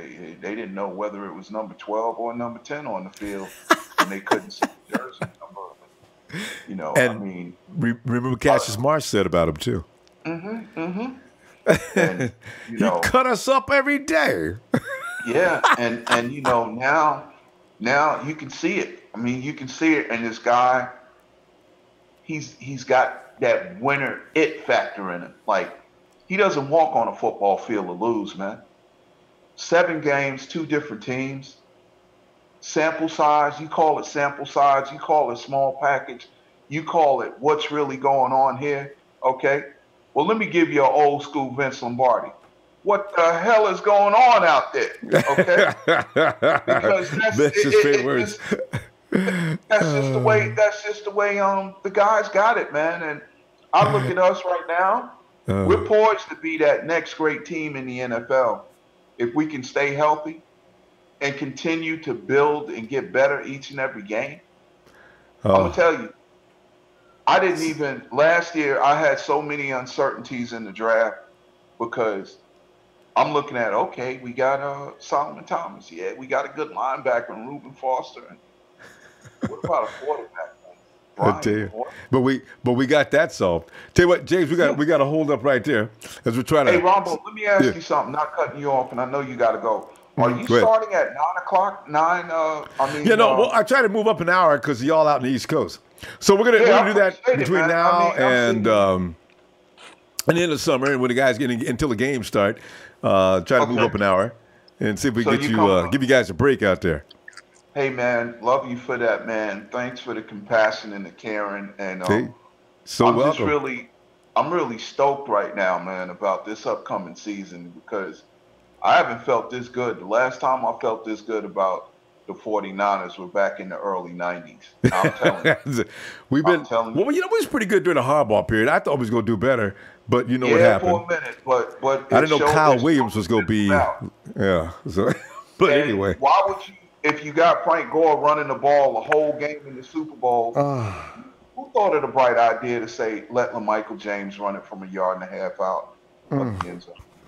Who came up with that idea, man? James, let's not review it. It brings back painful memories because then the first thing you do, you start talking about Kyle Williams in that Giants NFC Championship game, and then I know I'm going to quit. I got some aspirins I don't want to take in. Damn it. Another blessed evening. This team is supposed to have 7 Super Bowls, James. All right. But anyway, we'll get them. God's will. It's our time now, man. Niner Empire, Niner for life. Love what you do. Thanks for everything, James. All right, fam. Be blessed. Thanks, James. See you tomorrow. All right, man. All right. And all right, let's go check out Bethel. Hey, Bethel. Oh. Hey, Ronbo. Yeah. How you doing, Ronbo? Beth was sitting back here, and confirmation has been given. When Peter King speaks, you gotta listen. And he says, "Yeah, I seen Jimmy that. G is a very I was compelling really happy story." when I heard him talk about Jimmy that way, and finally somebody is seeing something good about Jimmy G, that he's gonna be one of the top 5 players, and he sees it. Even the other quarterback that he was a quarterback, he even sees it. Yeah. Bethel, you know what's really going to be fun, though, Bethel? A lot of teams are going to be afraid of Jimmy G, and that's going to be a very big plus, because fear is going to make you do stupid things on defense. I can't wait to see what happens. Yeah, it's gonna be great. They're gonna be looking at him like where he's gonna throw the ball, or where he's gonna run, or where he's gonna pass it. You never know. And then you got Marcus Goodwin out there keeping other. The secondary's gonna be freaking out, because if Goodwin gets a step on you, it's over. This is gonna be fun to watch. Yeah, but I really called in because I seen yesterday one of your callers kind of end up, I guess, not liking the not liking my opinion about what I said about Alex Smith. And I go, he has his own opinion, and I know, but he could have said it in a nicer way. I understand when other teams diss you, but when your own 49er fans diss you that way, it's like I said it in one of the shows, you have to have respect for everybody's opinion. You could say it in a nice way, not say it in a mean way. And like Repent said, we traded him when he was playing really good. And he should get his facts straight in the first place, because Jimmy G is a good player, and everybody's wondering how we got him, and how we got a good quarterback, and how he got drafted to us. So it's basically like the same thing. Because Alex Smith, his first year, went undefeated, 9-0. He had that league, the less interceptions in a quarterback to throw any interception. So I don't think that's not a bad quarterback. That's a good quarterback right there. It just, his team couldn't cut it to win a Super Bowl. So you can't blame everything on the quarterback all because of what happened with a team. That's an excellent point. You cannot, the quarterback's not fully responsible for every loss. That's true. Yeah. So, they could have won some Super Bowls with him, but the team didn't capitalize on how good he was doing. So, but us, with this quarterback, we're going to capitalize on everything that he does good for us. We're going to end up breaking a lot of records. We're going to, that's what's good about everybody talking trash that Jimmy G is not going to do good, because once he shows everybody what he could do, they're hoping. But hey, if they think he's gonna do so bad, then they should bet where their mouth is at. There you go. If they think that Jimmy G is gonna do that bad, bet on the Niners to lose. Put it out there. And see how much money you're gonna lose. And Bethel, have you tried to ask one of them haters if they want to bet? See what they say. They won't do it. I do it all the time now just to see how far they go. Dude, you got PayPal? You got PayPal? No response. That's what I thought. And I tell you something else, too. People need to know it's not just Jimmy G. He's got Kyle Shanahan behind him. That's a very scary combination. Very scary. That's why we got him. That's why we were talking to him in the low. Nobody knew that he was talking to us. And that's why they kept it in the low, because they wanted to surprise everybody on who we were going to get. And they made the right call. They did the right call. And even though, we didn't do any good, but, it's like they always say, great things always go slow. Yeah, that's kind of true. And that's because everybody thought that we're kind of hyping our team really fast and we're growing up really fast. But the only piece we were missing was a quarterback. Hey, now that we have a good quarterback, the sky's the limit. That's it. And Bethel, how many rookies did we have last year? How many rookies did we have playing last year? We had a lot of rookies. And then plus, we let the league in the most injured players in the NFL. We had over 18 people injured. 19 injured. And look how good we did in the last game. With rookies and backups and a quarterback who just got into town. And people still want to talk trash. 49ers ain't going nowhere, man. Y'all team ain't no good. You're going to still 2-14 if you're lucky. You got an account. Yeah, but let's talk about how much money can you part with. Man. Yeah, I'm going this year at work. I'm going to be betting everybody that wants to bet me, all right? Come on. You want to bet me? There's going to be 49er fans buying houses at the end of the season behind some of these fools, man. They be making them stupid bets and don't know what they're talking about. I love a person that doesn't look into another team and just be Raider fans are famous for that. Now the Rams fans have jumped into that same wagon. They don't know what they're talking about. We got one that calls in here. Yeah, I know I'm talking about you, Rudy. I see that all the time. Same old sorry-ass Rams. Bethel, we gotta go, though, Bethel. At the end of the day, he's the one who's getting embarrassed. He's the one who's, getting in our channel. And, he's the one supporting us because he's downloading your app and he's disliking your videos.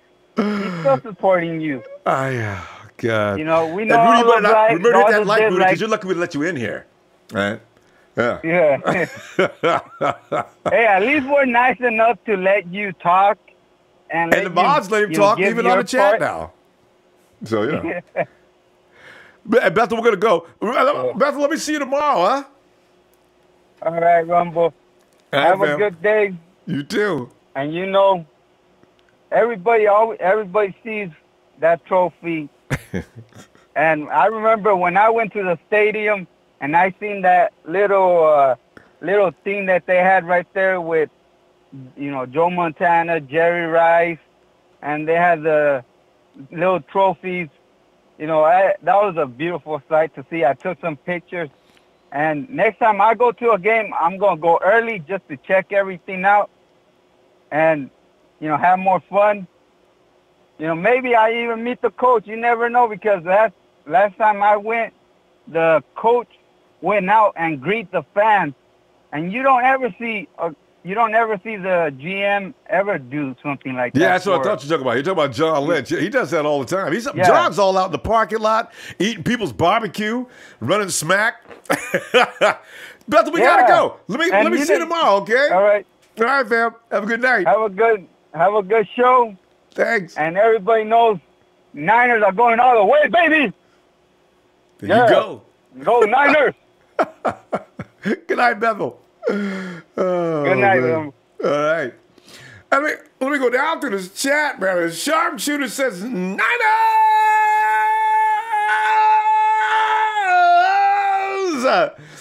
This is Empire. What's up, Empire? Can't wait. 49ers and Rockets Rider. Did we go through? Oh, yeah. I remember that one. Oh, yeah. Christopher Gray is where we left off. Christopher Gray says we would sign Bell, give him whatever he wants. No. Cynthia. Hey, Ronbo, Le'Veon. Cynthia's got thumbs up on the Le'Veon. If he accepts the sunshine discount. Cynthia, one of the things I think that is bothering Le'Veon the most is that sunshine money. Le'Veon says, y'all, look, we went through this last year, and you want to take me through this year. You must think I'm a fool. I'm Le'Veon Bell. You know how many teams want Le'Veon Bell? I can just see him talking on his own behalf. If I was the owner, I'd be laying on the floor laughing. Le'Veon, you're pretty funny. Okay, well, all right, Le'Veon, I tell you, how much do you want? so I can get you out of my office. And then, he'd finally say, I want $20 million. Give it to him just so he can shut the hell up. I want to get on with something else. All right, you have $20 million. If you bother me next year for more money, I swear to God, I'm going to have you shot. Uh-oh. Nobody heard that.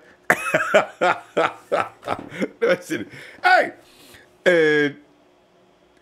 I was right here with Harun. He just says hi. Did we do this? Christian C says, Christian C says, we should have drafted Tremaine Edmonds. We're going to look back on all of this mid-season, all right? Conroy Tyrone Aurelian, what's up? Straight out of H-Town. See, last time I made a mistake on that. You're thinking, Ronbo probably thinks it's Hawaii. I know it's Houston. I made a mistake. Get over it.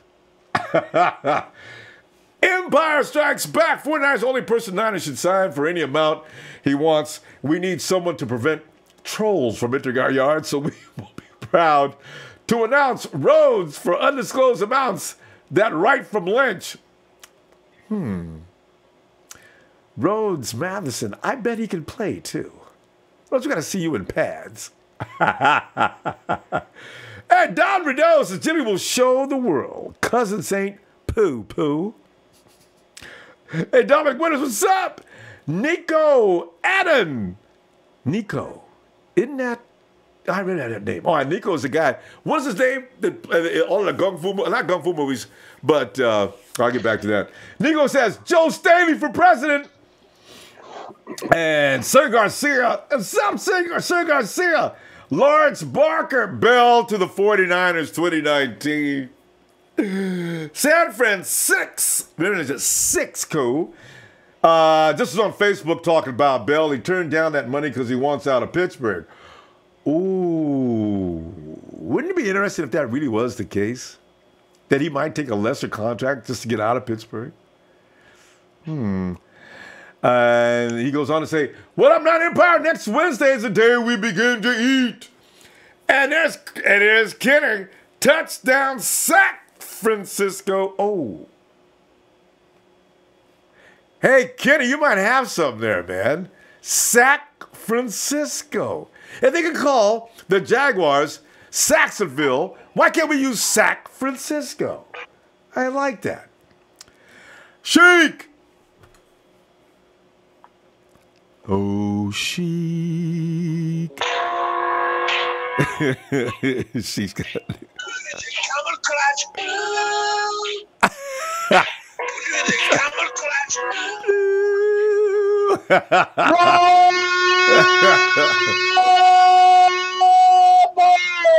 My man. Sorry, Joe, you had to take it. I'm telling you, Sheik, you become loud, man. I mean, this is hilarious. After 1 year hanging out, you become loud. Now, if you and I were hanging out, you'd be that kid that my mom would say, "Listen, I don't want you two hanging out until after I leave or go to bed or something, because both of you together are just way too loud." Ma, we're having a good time. Ronbo, me and you cannot be roommates because we're going to be kicked out constantly. I can see it. Y'all can hear it all every night. Excuse me. You guys know what time it is? Yeah, you need to know the time. Looks like it's about 1:30 a.m. You okay? Hey, the next time somebody knocks on the door, it's going to be the police. I love neighbors who can't stand too much noise. They let you, yeah. And if you're in the residential areas, they'll let the dog out to poop on your yard is a way to send a signal. They think that's a universal term, Okay. All right. Fine. I'll go poop on your grass myself. I won't send my dog. Shake, what is going on, man? Hey, Jimmy G is finally getting respects from a very high media person. I love it. Mm-hmm. About time. Except for honestly, it's not Bucky surprising. Brooks. It's not surprising, but now they're just talking about it because, all the Kyle's system, and he's only been there 5 games, and he learned from one of the best of all time, Tom Brady. So he's been there backing up for a while, and Belichick is obviously a good coach. Obviously. So, you know, and then it's, you know, it's many all these other quarterbacks are in the league right now. You know, Goofy. You know, he didn't have a quarterback to help him out to be in the league. You know, people must, oh yeah, he has like certain caller that loves to call in. You know, he's you might say, 28 touchdowns, 5 INTs. Well, let me say this, and I've been saying in chat rooms, like, you know, he's only been there for 5 games, and he did look way better. And especially in playoff game, your certain player didn't look good. Now Peter King is praising him. There's a lot of guys, but there's a lot of insiders are praising Jimmy G. And so, and Sheik, when's the last time Peter King said anything about Jared Goff? No one, never. Fat zero. Yeah. And he's a well-known guy. He's been there for like, I don't know, like 2 years. Yeah. And then Peter King, I've been like, when I started watching football, he was doing writing for, what was it? I forget NBC? Yes, thank you. Also Sports Illustrated. Yeah. Yeah, that's where he started from. Yeah, exactly. So he knows all these quarterbacks. He's not just like a new guy coming in. But I'm excited, Ronbo. And then another thing too, as well, with Jimmy G, we don't have a top guy running back, a girly man. I'm gonna call him that. It is. We had Carlos. Yeah, we had Carlos, and he hasn't been over 1,000 yards. And you know, it's sad, but we have these other running backs that are coming in, and it's not just Kyle's system. He's having these 1,000-yard guys. That's why he had 2 backs in Atlanta, and I believe in Cleveland he has other running backs as well. So he's mixing them up constantly. Because that's why he does confuse everybody. Confuse the Jacksonville Jaguars. Ask Jalen Ramsey. Yeah, you ask him about it. And that's why Sherman joined us. And they're scheming. Sherman joined us. And he even praised him. He's like, hey, I really like Jimmy G. You know, I really like him, and I'm going to join him. You know, he knows, and he's a top cornerback in the league, in my opinion. Yeah, he's good. He just got schemed. But you know the thing that Ronbo I'm really excited about is Foster. He's gonna be a beast this year. Yeah, and his running buddy too. Fred Warner, 2 solid running buddies too. Sheik, I'm gonna tell you right now, man, we're gonna be impressed with what we see from Malcolm Smith. See, Malcolm Smith, the poor guy, since Reuben Foster's such a stud, people started looking at Malcolm Smith not so big anymore. And then you see Fred Warner coming into town and say, oh shit. And now Malcolm Smith, who's very, very hard on the run, is like, what about me? Yeah. Malcolm, your time is coming.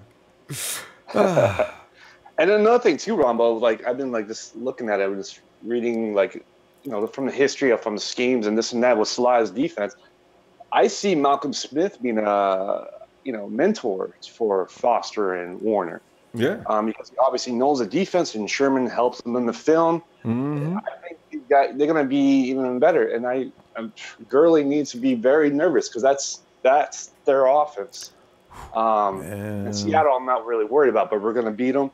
Arizona, they have David Johnson. He's a really good running back, but the Arizona is just falling down. So just between us and the Rams, we're going at each other.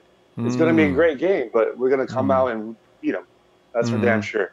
So, yeah. Now that defense, I mean, it's just not. I don't think they're better than the Jaguars, number one, and I certainly don't think they're better than the. Well, they proved they're not better than the Minnesota Vikings. The Vikings spanked the Rams last year in ridiculous fashion, and as I look down that schedule, I seen who the Rams lost to last year. I said, okay. People thought the Rams were just tearing up. The Rams got beat by some teams that proved they're not ready for prime time just yet. So we'll see what they look like this year. Yeah, and the thing is, they have no linebackers, Rombo. Like, yeah, I know. I love that part. Linebacker? I do love it, and they got no edge. And they're worse than we are on the edge. And Quinn was a beast. Yeah. And I really like Robert Quinn. They traded us to Miami. I was hoping we'd get him. Damn. Yeah. Couldn't do it. Shucks. And I'm excited, Ronbo. But this team, a lot of people might say, "Oh, yeah, Bell's coming in. Should we go get him?" No, his asking price is way too high. Quarterback money. That's quarterback money. Jimmy G. Oh God! He's our franchise quarterback. We don't need another franchise quarterback. It's going to be interesting to see. He'll be nice. Yeah. But not at the running back position. Well, Sheik, I'll tell you what I'm going to do, man. Let me see you tomorrow if you get some time, okay? You got it, brother. Hey guys, over 100 watching. Yeah, I know you guys are hitting those likes. I appreciate it. And guys, all the chat room guys are hit that like.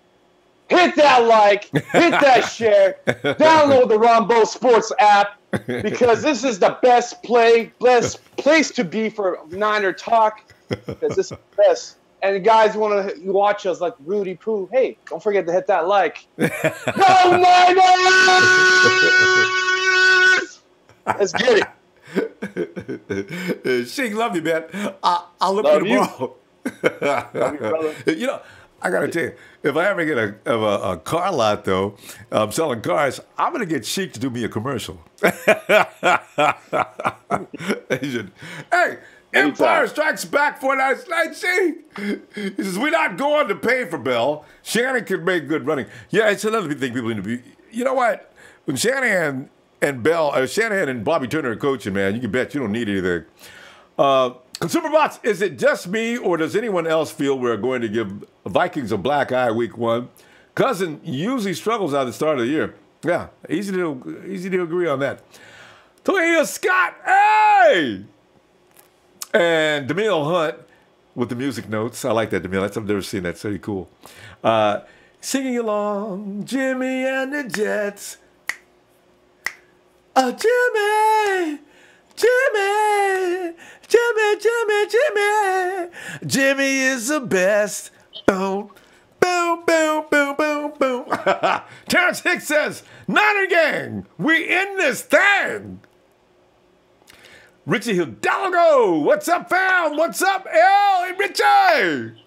Orazio, sup, faithful? Sup, Ronbo Sports? Razio. Jamel C. Fagan. Senior. He wrote it down that way, so I had to read it that way. What's up? What's up, Jamal? Don Rideau says, don't worry about the Vikings. Jimmy has to prove they made the right decision signing him. Not because... Believe that, too. I got a feeling there's going to be something really crazy going on that night. We're going to be shocked. In a good way. Daniel Serrano's TMZ reports Rumble spotted choking out Russell Wilson. And Sarah beating him with her purse. Stop. You must be a 49er fan. Get off of Russ. Ow. I hate it when I get hit with a purse. Terrence Hicks. I've been arguing with Rams fans. They think they have the best D-line in the NFL. Oh, TF. No, bro. 49ers have a better front seven than the Rams. Yes or no? Let us wait. All I need to do is see our first round draft picks. I want to see what they look like together this year for the second year in a row in the same defense. Rose Matheson says, Ronbo wearing my jersey. Love it. Ruben. I probably shouldn't do that, huh? Okay. Daniel Garcia, what's good, Ronbo? King knows Jimmy G and the 49ers are on the rise. Niners Empire. 100. Ben Brown says, Niner faithful deep in New Jersey. Let's go, man. Let's go, Empire. Brian Culp says, Hardy Man. See, Hardy Man. Hardy Man is my good buddy. His work schedule has changed. Everyone needs a good buddy to give a high five to after a 49ers touchdown. 49ers are going all the way. And you know this. Razor.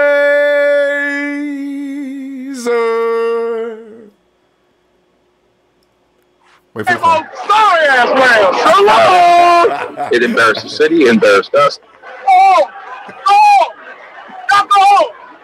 You talk about one team having a stranglehold over the other. The San Francisco 49ers have beaten the Rams 17 straight times. Last time.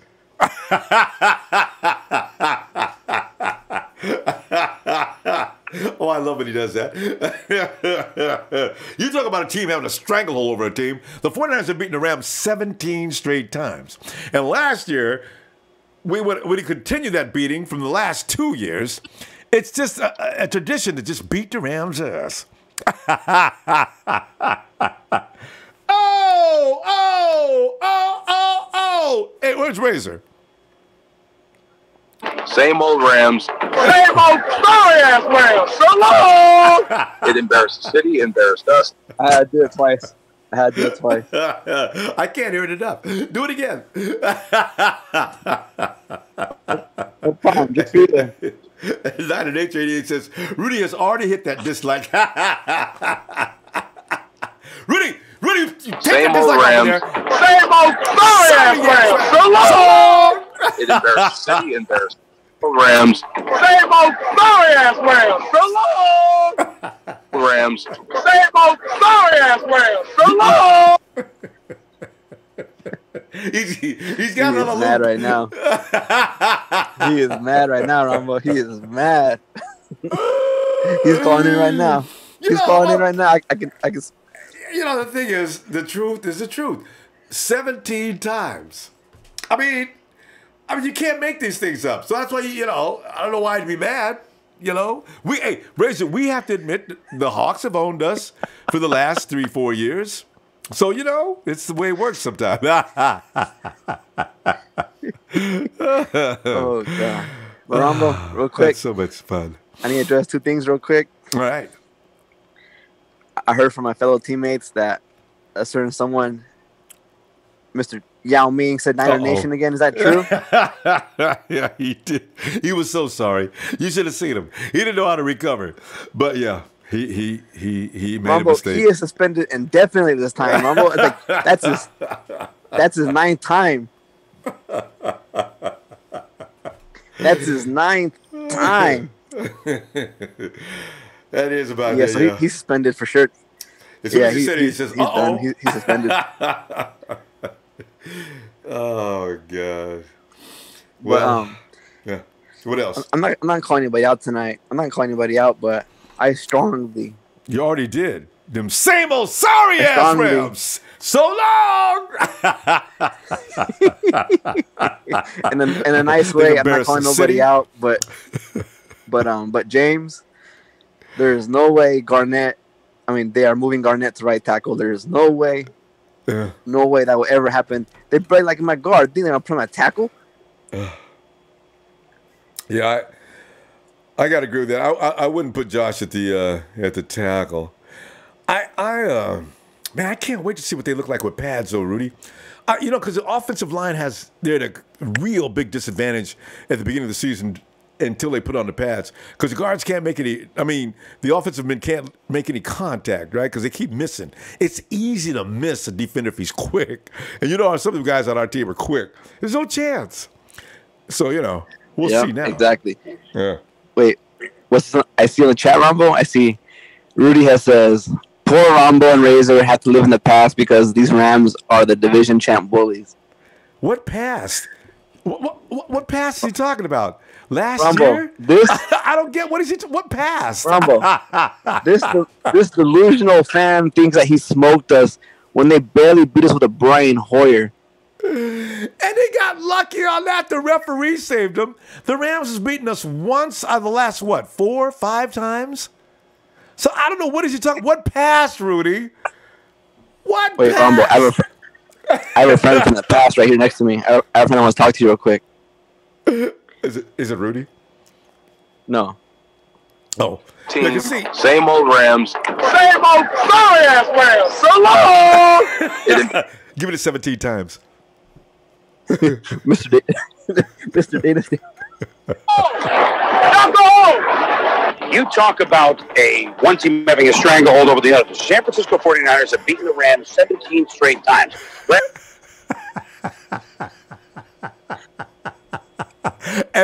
And the Rams have won once out of the last. You know what? We swept them. Did we sweep them in 2016?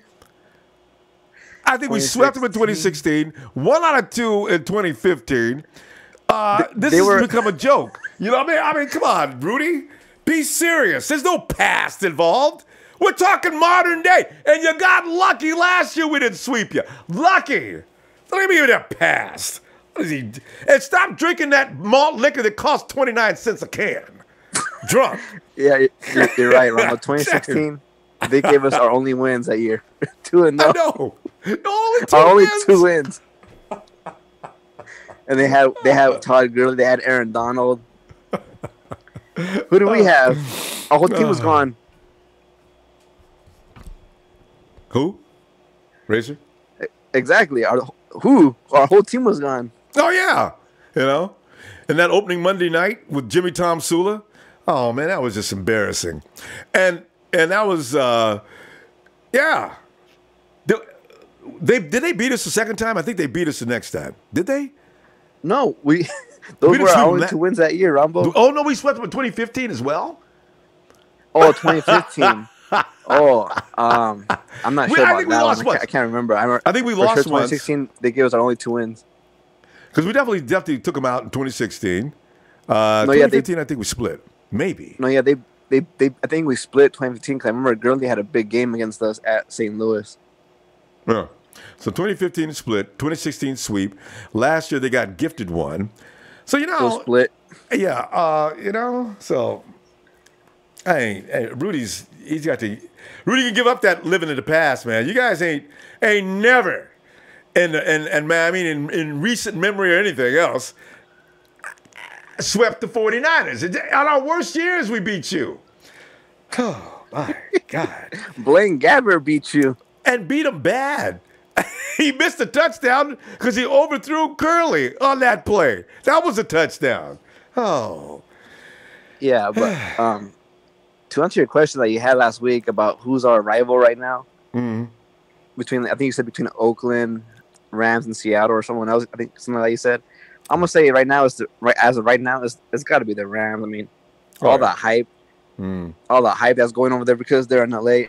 I bet if they were still in St. Louis, it wouldn't be so much hype. But since they're in LA, they're in LA. They got a new stadium coming. They got all these big names. But just because you got all those big names, don't mean you're gonna win the whole thing. Like, look what happened to the Eagles in 2010. They brought in every big name. Like, they had Vic McCoy. They brought in Nnamdi Asomugha, Jason Babin, some other players, and they didn't do nothing. And anytime you try to buy a big dream team, it always fails, almost always. And then you look at last year, you look at the Jaguars. Every time I look at the Jaguars defense, and I compare the Jags defense to the Rams defense, I say, you know what? You can beat the Jags defense, you can beat any defense. So this is why the Rams, I am not intimidated by the Los Angeles Rams. Now, McVay is a good offensive coach, but we all know that without Gurley, Goff is not the kind of guy that can go off schedule and beat you. Not like Jimmy G can. So you see, they're already at a disadvantage. Rudy! Somebody wrote up there already. Same old sorry-ass Rudy. I can't believe you wrote that. Where is that dude? So long! Oh, bye-bye. 17 in a row. Oh, God. This is so much fun. Ronbo, yeah. This game has to come already. I mean, all this trash talking can't come any sooner. I mean, we got how many more days left until the season? 52, you said? No, we got until next Thursday, and everybody's back in camp. And we're down to 52. You mean before the season starts? Yeah, we're down to day number 52. It's Bruce Willis Day. Bruce Willis. It's Patrick Willis Day. Die Hard. It might as well be Bruce Willis. Patrick Hard. Bam! Yeah. That game cannot come any sooner. There's so much trash talk, all this. Man. I mean, tell you, in the first game, is it's at our house, right? So we have the advantage. No, Minnesota. We got to play Minnesota in Minnesota. No, I'm saying versus the Rams. Oh yeah, well, The Rams, hey, Rage, I got to tell you right now, the Rams are going to lose some games before they even play us, okay? Because I looked at the Rams' schedule. I said, you know, Rams, I wouldn't even be surprised if the Raiders beat the Rams. You know, I really can't wait to see what happens with that game. I'll be watching closely. I don't think Oakland will beat them. They have no linebackers as well. They have nobody to stop Gurley in that defense. I know. That's too bad. They don't have a Ferrari Foster. Yeah. Dang it. They don't have Bowman either, so. They got Bowman. All right, Bo ain't signed, and man. Bowman's gone. Yeah, somebody said the Steelers might pick Bo up. I think that was Tyler that saw some write-up on that. I don't know.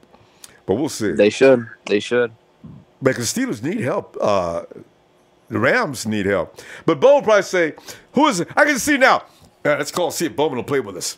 Yeah, Bo. Yeah, hello? Yeah.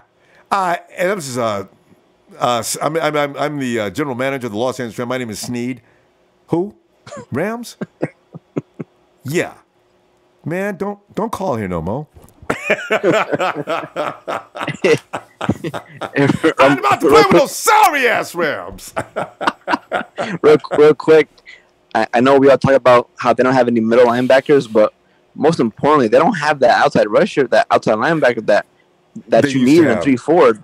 That's really, and they had one that I understand might have been decent. He got hurt. So he may not even be available this season. So now the rush is going to come from the middle?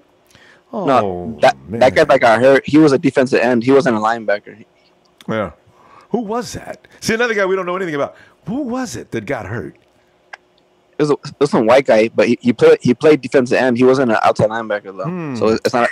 So it isn't a big blow to them. They still have their starting front three. You know, is that Lawrence is over in Dallas? And Ziggy Ansah still hasn't. He's still talking about a tag. What am I talking about? I forgot. The Rams ain't got no money.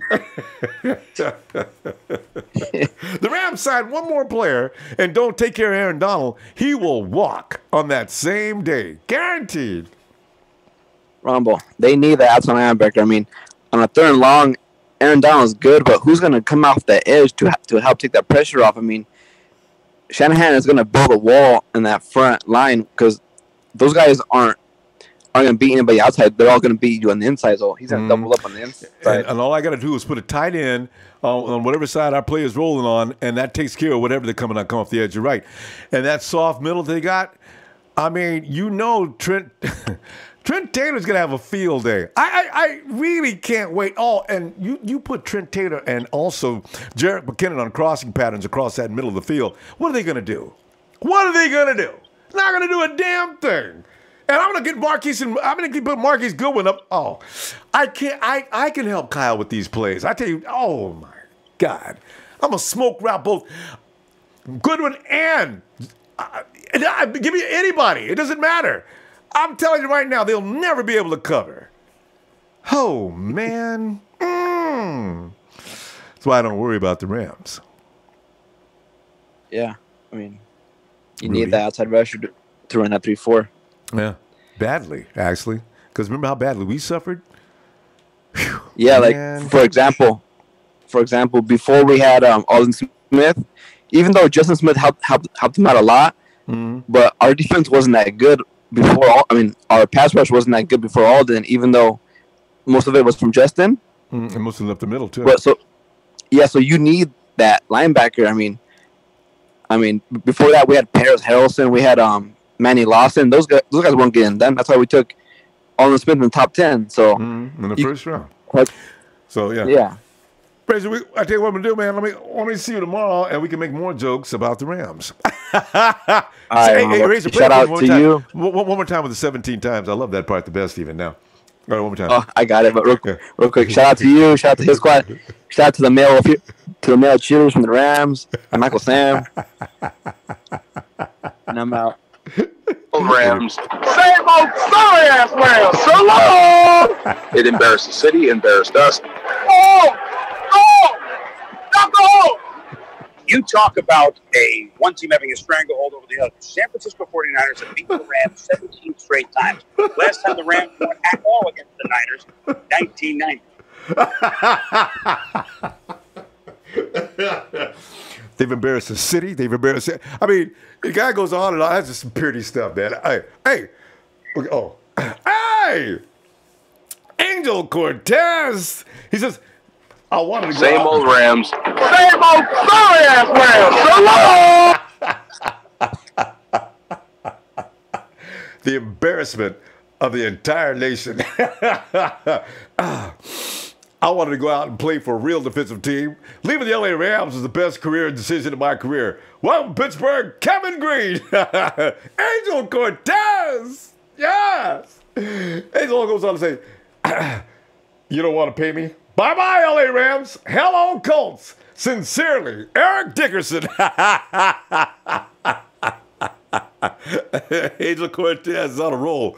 Oh, yeah. You pull up Rams history. It's all comedy. I mean, it's better than anything you see on SNL. Jesus is my king. Oh, to Ronbo for the faithful. Thank you, Jesus is my king. Oh, man. They've embarrassed the city. And never has a team had such a stranglehold on a team. The 49ers have beaten the Rams 17 straight times.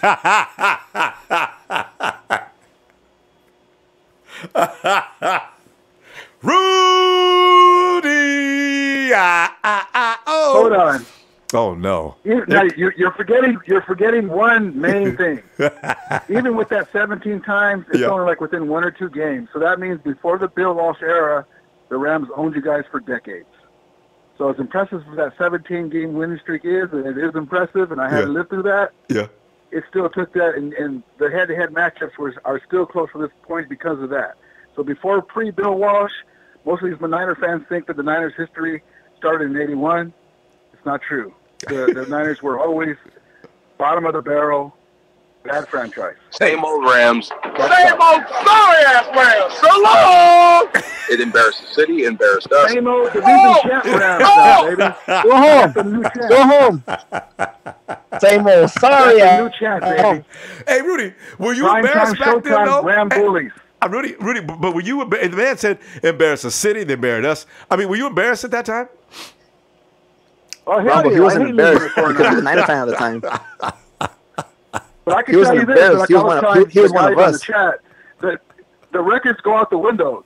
When it comes to rivals, the records go out the window. We beat you guys back in 1990. You guys were undefeated, and Cleveland, Gary, and Jim Everett went into San Francisco, and we whipped your ass, and that was your first loss, and you guys went on to the playoffs and all that stuff. You know, our record was like 3-13. And all that stuff. Matter. It was like 1990. And all that stuff. Go out the window. What? Super Bowl rings? The Dodgers and the Padres. The Padres always give us a pain in the ass. You know, they beat us, and we're like, well, how did they beat us? You know, same thing with the 49ers. You know, Hoyer played his ass off last year, and you know, he was amazing. And you guys probably should have had that game. But you know, regular season games don't matter. It's in the playoffs, so. You know, I think we're going to whip you guys this year. I'm glad you said that, though. I'm glad you said too. I'm glad too. I'm glad. Ronbo, he shot himself in the foot. He shot himself in the foot right there. Didn't he? He loaded up and shot the other foot. Rudy, did you say the playoffs the only thing that matter? Rudy, I've been waiting for Ram to explain what happened to the playoffs last year. Y'all was kicking ass up until then. What happened? Well, I can tell you what happened. Please. Our Pro Bowl kick returner had the bright lights in his eyes and stars, and he fumbled twice on our side of the field. And you know, we gave him the ball deep in the field, and on our side of the field, so it's only step one in the golf. You know, what would you rather have? 6-10 to start your season with the new coaching staff, or division champs? Let me ask you that. That just smack talk aside. Year one with Goff Goff and McVay was amazing. Now we're going to take step 2, and we loaded up. Whether it's 1 or 2 years, our young core is going to stay with us, and we're going to go through the draft. We have franchise tags. They're going to extend the cap. We'll be fine. Hey, Rudy, you must forget that we have tons of money left. A quarterback is way better than yours. A running back, I don't even know who McKinnon is. NFL Network. Huh? Your quarterback's ranked 90th. Goff is ranked 38th by NFL Network. Yeah. That's off of 5 games. Off of 5 games compared to 5 games in a season. And Rudy, you know better, don't you, Rudy? You know, hey, Rudy, honestly, do you really believe that Jared Goff is better than Jimmy Garoppolo? I think he is right now. He is. He proved it. That's not he my says question. right now. Don't dodge the question. He says right now. Right now, all we can go by. Jimmy G has played great. Nothing against him, but he only has 5 games. Goff played a whole season. I'm just saying, from your own gut reaction, he was pick number 1 with all the pressure in LA. Gut reaction. Who do you think is the most talented between those 2 quarterbacks? Well, Goff has a better long ball. Oh my God! And Goff didn't sit behind a legend. And Razor, you even pointed that out. That Goff has a more accurate long ball. So I don't know why you're saying, "Oh my God," because you said that yourself. As of right now, he does because he don't have a timing down with the receiver, and we don't have the O line that the Rams had last year. Now he has the time with the O line, better receivers, more time. We'll see. Watch but you out. guys don't have a Todd Gurley, and you guys say if you stop Gurley, then you stop Goff. Well, that's what they said about Aikman and Emmitt Smith. You stop Emmitt Smith, you stop Aikman. And we'll see. Guess Goff what? has a long way to be Aikman. But Goff is not Aikman. He's Aikman. on his way there. Gurley is not Emmitt Smith. Yep. Hey, but Rudy, So the we'll see what Atlanta happens. Falcons I'll tell you the exploited truth, that same to me, that Eric same Dickerson was better strategy. than Emmitt Smith. Rudy, the Falcons came in, they used that in strategy. They went after Gurley, and it caused a lot of problems. Goff is not. And that's year 1. Now year 2, Goff, we'll see what happens. Every team loses. Only one team wins the Super Bowl. So we'll see what happens. But I'm glad that we were there. It's been a long time. We should have been there a long time Very ago. long time, we were Rudy. going 8-8 under Jeff Fisher because our offense was bad. Hey, Rudy. So we'll see what happens. Hey, Rudy. Since you compare the NFL Top 100, you do realize that he was traded in October and he played 5 games only, and he still made the list, and he still made it over Kirk Cousins, which played a full season and had double the yards he had. Do you not realize that? And he had no Todd Gurley. And a lot of people didn't agree with that. I didn't either. I don't agree with that. He only played 5 games. He had a hell of a. Of course you don't agree with it. But you guys both know if it was the other way around and you guys were division champs from last year and we picked up this guy named Jimmy Garoppolo and he played 5 games, you know for a fact Rondo would be talking all kinds of mess. No, I wouldn't. Well, I'm not. There's not enough. I'm not. You'll see. Rondo loved golf coming out of college, and he even admitted it too. No, hey, so good. and Rudy, I'm not going to lie. I'm not going to lie. I did like golf, but I got talked into golf because I thought he was pretty good, but I didn't know how good. And it was between him and Wentz. Let me ask you this. Let me ask you this. I'm not saying that Goff is the best quarterback in the world, but last year you have to admit he impressed you. On occasion. Yeah. I'll admit he took a big step, but he's not better than Garoppolo. And 3 touchdowns with no picks. Okay. He did take a big step, but he's not better than Wentz or Garoppolo. You have to be fair Garoppolo. about it. It's one thing to be homers for each team, but you have to admit that Goff impressed you. He only had 28 touchdowns and 5 picks. Oh, I said that's impressive. He was pretty good. Under pressure from certain teams, though, he really bit ass. Rudy, I'm going to tell you right now. You know, you guys, I looked at your win record and your loss record, and I seen where you lost. I didn't pay any attention during the course of the season, but you lost to the better teams, and you beat the marginal teams. Well, everybody could say they could have won this, could have won that, but you have to understand, too, against the Eagles, when we went head-to-head with Wentz, we were hanging right in there with him, and I wish he didn't go out because then Foles came in and beat your ass. So we actually we took Wentz out. He got winced. He got winced by our defense. So we'll see what happens. Hopefully he'll come back. He won't be like RG3, and hopefully he'll come back to full capacity. But you don't want any more of Bortles. I mean, that was just really bad. I mean, Hey, Rudy. Out of college, I wanted Wentz. I didn't want Goff. I liked Wentz, but we have to roll who we have, and Goff has won me over. Hey, Rudy, real quick, since you call Ronbo bias, don't be biased right here. Answer it truthfully. If you didn't have Gurley, what would your record be? If we didn't have Gurley, we would lose more games. Gurley is the MVP candidate last year. If they didn't hand the award to Brady every year, Going down the stretch, the last few games, Gurley had better games than Brady. They just wanted to give it to him. Yeah. He could have been. Okay, but answer the question: how many wins would you? In a while, so yeah, Gurley. How many? But you can't. It's how like many saying, wins? hey, without James Worthy, how many championships would Magic have? He's on the team. He's part of the team. He's part of the equation. You can't take that out. So it's not my fault that my team has one of the best running backs in the NFL. Well, of course, it's not your that fault. Can't be but argued away, and you guys don't have anybody a lot like of that either. a lot of Goff's success was because of Gurley.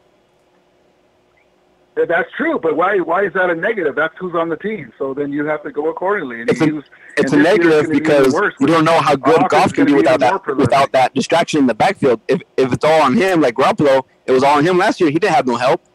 If it's all on Goff, how good can he be?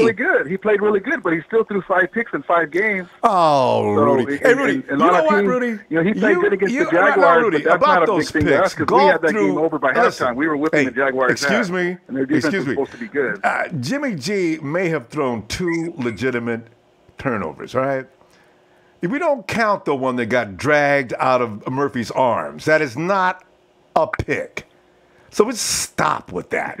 And when what's his name stopped running route, and we had another guy fall down in the middle of his route. So, Rudy, when you try to say that's the way Jimmy Garoppolo plays, I have to chide you guys a little bit because we're rival teams. So but still 5 picks and books. But 5 picks my ass. It was not 5 picks. I want to give you guys quick. Okay, Razor, play that tape again, please. I like the part with the 17 times how they embarrassed the city. And hang up on Rudy. Let's get him out of here. Let me give you guys some props on your wide receiver. You talk about one team having a stranglehold over the other. The San Francisco 49ers have beaten the Rams 17 straight times. Last time the Rams won at all against the Niners. The call for the Rams winning the last game in Santa Clara. All right, we got to go. Rudy, we're leaving, and you're leaving. Hold on, let me just give you some quick props for I'm not holding on. I don't want Rudy, you know what? It's gotten really. You already pissed me off when you started talking about how many picks Garoppolo threw, and you know damn well he didn't. Well, I just want to give Marquise Goodwin. I'm leaving anyway. I want to give Marquise Goodwin some props on him buying houses for his sister and his mom. That was a cool video. But you can say that all you want, but that's not the 2018 Rams. You got to live in the past to look at that stuff. One team having a stranglehold over the other. San Francisco 49ers. All right, have a good night, guys. Yeah, it was a good chance, Oh, that's my favorite part. They embarrassed us. They embarrassed the city. They embarrassed us. Oh, it's Angel Cortez. He says, Rudy, please leave Garoppolo alone. Sincerely, Vanessa McVay's girlfriend. Hey, we've not talked about McVay's girlfriend in a long time. When we were in the competition, well, I think the competition was between McVay's girlfriend and also Eric Armstead's girlfriend. Was there a third party in there? Oh, hey, Jamel. Hey, Ronbo, how you doing, man? Jamel, man, we're just kicking back here and talking about the good old days ahead. Yeah, it's coming. It's coming. Can't wait. Oh, man. It's going to be a party, Jamel. Because, see, the more you think about it, man, Kyle Shanahan's going to get more crude and more vicious next year scheming on defenses. I like what I see coming. We shall see. But, Jamel, what's on your mind tonight, man? Go ahead. I was just listening to, I was to Rudy talking. I like to say about this. Jamel, your speaker's cutting. I mean, your sound's cutting in and out. Jamel, you're not on speakerphone, are you? No, I'm not on speakerphone. Can you hear me? Yeah, you got to find it. You might be in a dead zone. Jamel? Yeah. All right, yeah. I can hear you a little bit better now. Let's see if it breaks up. Go ahead. Okay, yeah. I mean, this is Rudy talk that movie, and but that is some kind of shit talking. Oh, yeah, about him. Oh man, I wish I could. Jamel, I wish I could hear you. It's really broken up. Jamel, call back and see what happens. All right. See you, McCarver up in the house. McCarver's up! Oh, man. Empire strikes back. We're not going to pay for Bell. Shannon can make good running backs. That's true. Consumer. We already go through that part. Jamel Daniels. Oh, that's right. We did go through that part. Right. Might want to X those out. Is that Beyond Browns is Niner faithful deep? No, we already did that too. I think we started with Jeff Tan last time. Did we? Oh. Yes, okay, Jeff Tan. So Jeff Tan said, give me a Richie James BIFDZ. I got to figure that one out, Jeff. Niner by natures, we don't need no Bell. We like gun up speed backs. That's true. That really is true. Bears Central can't wait for preseason and obvious training camp. Oh God, it's a Rudy. Let me see what Rudy said here. It says, Ronbo, don't worry about the primetime Rams. Y'all know you cannot use the term primetime. Dion didn't ever pay for L.A. because he knew there was some same old sorry-ass Rams.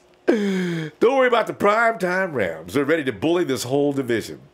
Rams are loaded on both sides of the ball. You ain't got no linebackers. You ain't got no edge. Where's y'all loaded at? You loaded in the middle. And you're about to lose part of that middle if you don't pay Aaron Donald. Rudy, you need to be concerned, man. Talking all that smack, you ain't got no bullets in that gun, bruh. Oh, he said load on both sides of the ball and Goff is going to have MVP type numbers. They embarrassed us. They embarrassed the city. I just love that so much. The dude says it like he's really pissed off. Oh, slacks. Goff is very overrated. Goff is not even a top 10 active. And the problem, have none SF till death. Rumble! The problem! Slacks! Slacks. He said, I have the show in my New York Bluetooth every game day. Thanks, fam. Jimmy the G, big fan. Been watching almost 3 seasons. Your greatest to do it. Oh yeah, and Rudy, he says some very nasty things to you, Rudy. You can read those yourself on the chat. And if the Rods haven't thrown Rudy out, they let Rudy hang out today. Oh, that's nice. We need to treat Rudy. You don't know, Rudy's our token Ram. You know, we gotta. Hey, Ronbo. Oh yeah, who's that? Sorry, man. I apologize, man. It's me, Sohel Sheik. Oh, can you tell Rudy to hit that like? Can you tell Rudy to hit that like, man? I see that dislike right there. Is that him? Rudy's at you, Rudy. Come on, Rudy. You know, just because they embarrassed you, they embarrassed the city, and that never has a team had such a stranglehold over a team to lose 17 straight times. Ain't no point in you being mad. Or we're just going to keep every time we call in. I want to shout out to every caller that calls in. We're going to play that video that Razor played until you hit that like, Rudy. I'm telling you. All right, man. Have a good one, Ramba. Hey, you too, Sheik. And we go back. Hey, Antonio Kidd. Hey, Big Kid and Toya. Exciting season. Go Niners and Niner Empire. Richmond, VA. Sup? Oh. And Slick 68. We really beat Minnesota last year, but we let them off the hook because we took our foot off the gas. That's true. And even though it's a big, you know, it's funny. They beat us with the running back we now have. That run that Jerick McKinnon did on us coast to coast, well, that was vicious. They couldn't do nothing with him. That dude just zoomed right through 49s like they was just water. And that's when we had our best guys out there, too. Jerick McKinnon's going to be a bad dude. Especially in Kyle's hands. Oh, my God.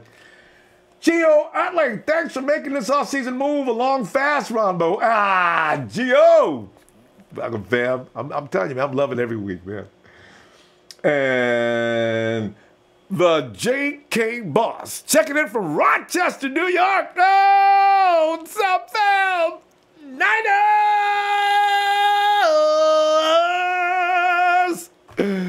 Woo! Oh, it's Brian. Brian's on the phone. Hey, Brian.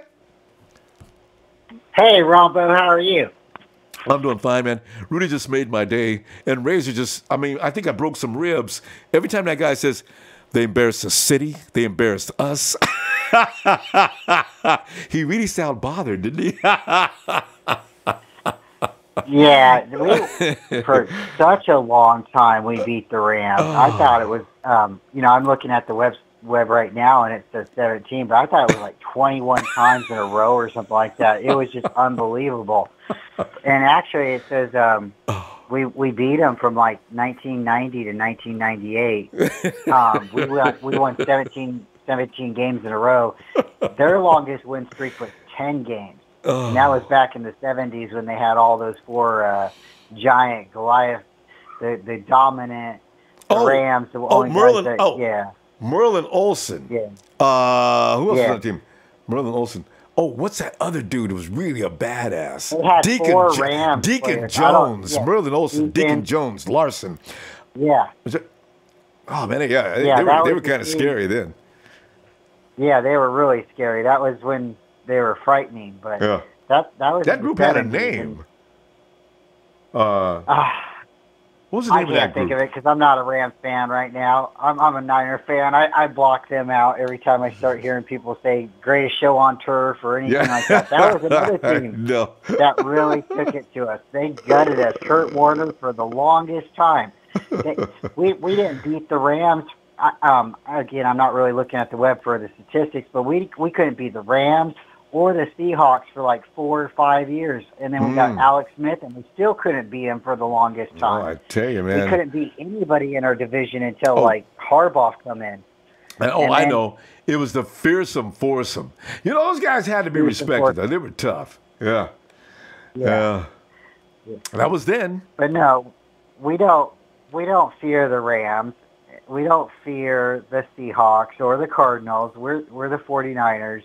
We have the most rings in our division, and that's because we do what we do. Yes. We've fallen out of grace for a little while because there was some questionable coaching hires, and we kept on with some players that had diva attitudes for too long. And, well, we got rid of those players. But listening to that last caller, I want to know, did you want Goff because he was a Cal Bear like Aaron Rodgers? Yeah. Or did you want Goff because people talked you into it? Because I kind of wanted Goff because I didn't want the Niners to make that same mistake. Same here. That yeah. And then, who's the best quarterback in our league right now? Our division? Is it Jared Goff? No. Is it Jimmy Garoppolo? I want to believe it is. But he doesn't have a Super Bowl yet, right? You know, the Russell only guy Wilson in our team right now, our league, our division, like you said, was Russell Wilson. Yeah, Russell right Wilson. Now, I still respect Russ. I hate him, but I respect him. I'd give him the number one right now in the NFC. But that's only until we play a full season, Bryant. Wait till next season. I want to see the numbers and where he stacks up because Rudy's going to. Oh, go ahead.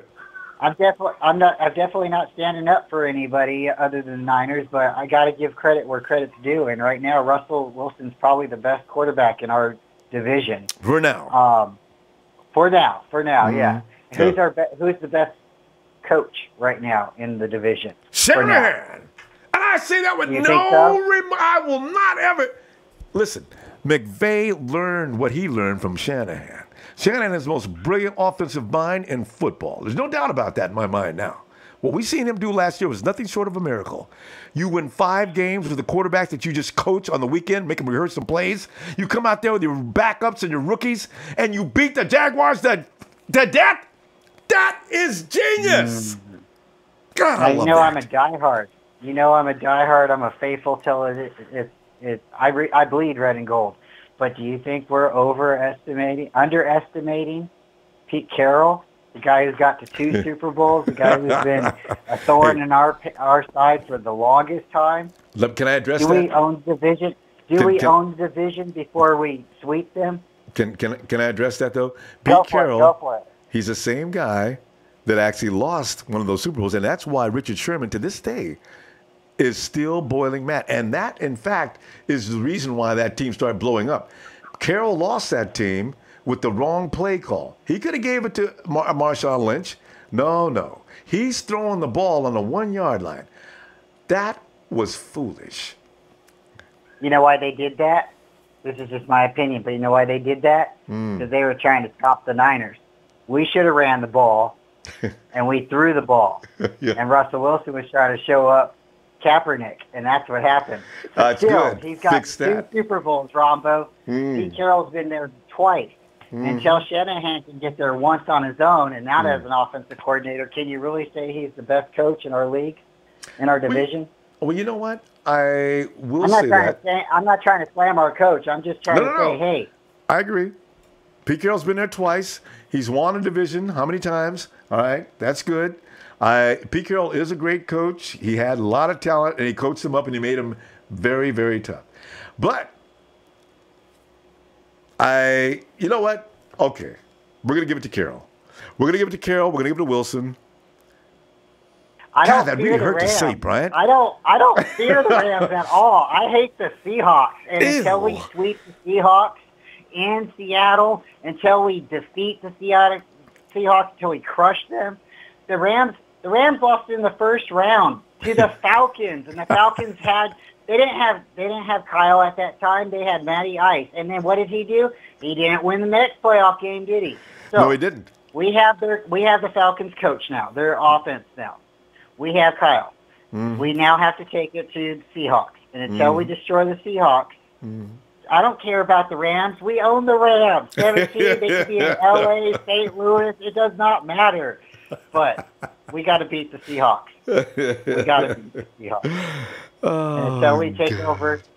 Now I'm afraid of Janikowski, Rombo. Who? Janikowski. Janikowski, man. Listen, it's going to take more than Janikowski. And it's in the mud and stuff like that, and that boy gets out there and puts his foot into it. He's going to put it in 63 yards out. Brian, the games aren't going to get down to that. They're not going to be in a position to beat us by a field goal. Not even to worry. In fact, last year, Russie got away by the thread of his shoelaces because Eric Armstead had finally caught up to him. That was not supposed to happen. All right, you know what? We lost to the Rams last year like that, last second plays. We lost to the Seahawks that way. It's over. It's not going to be happening next year.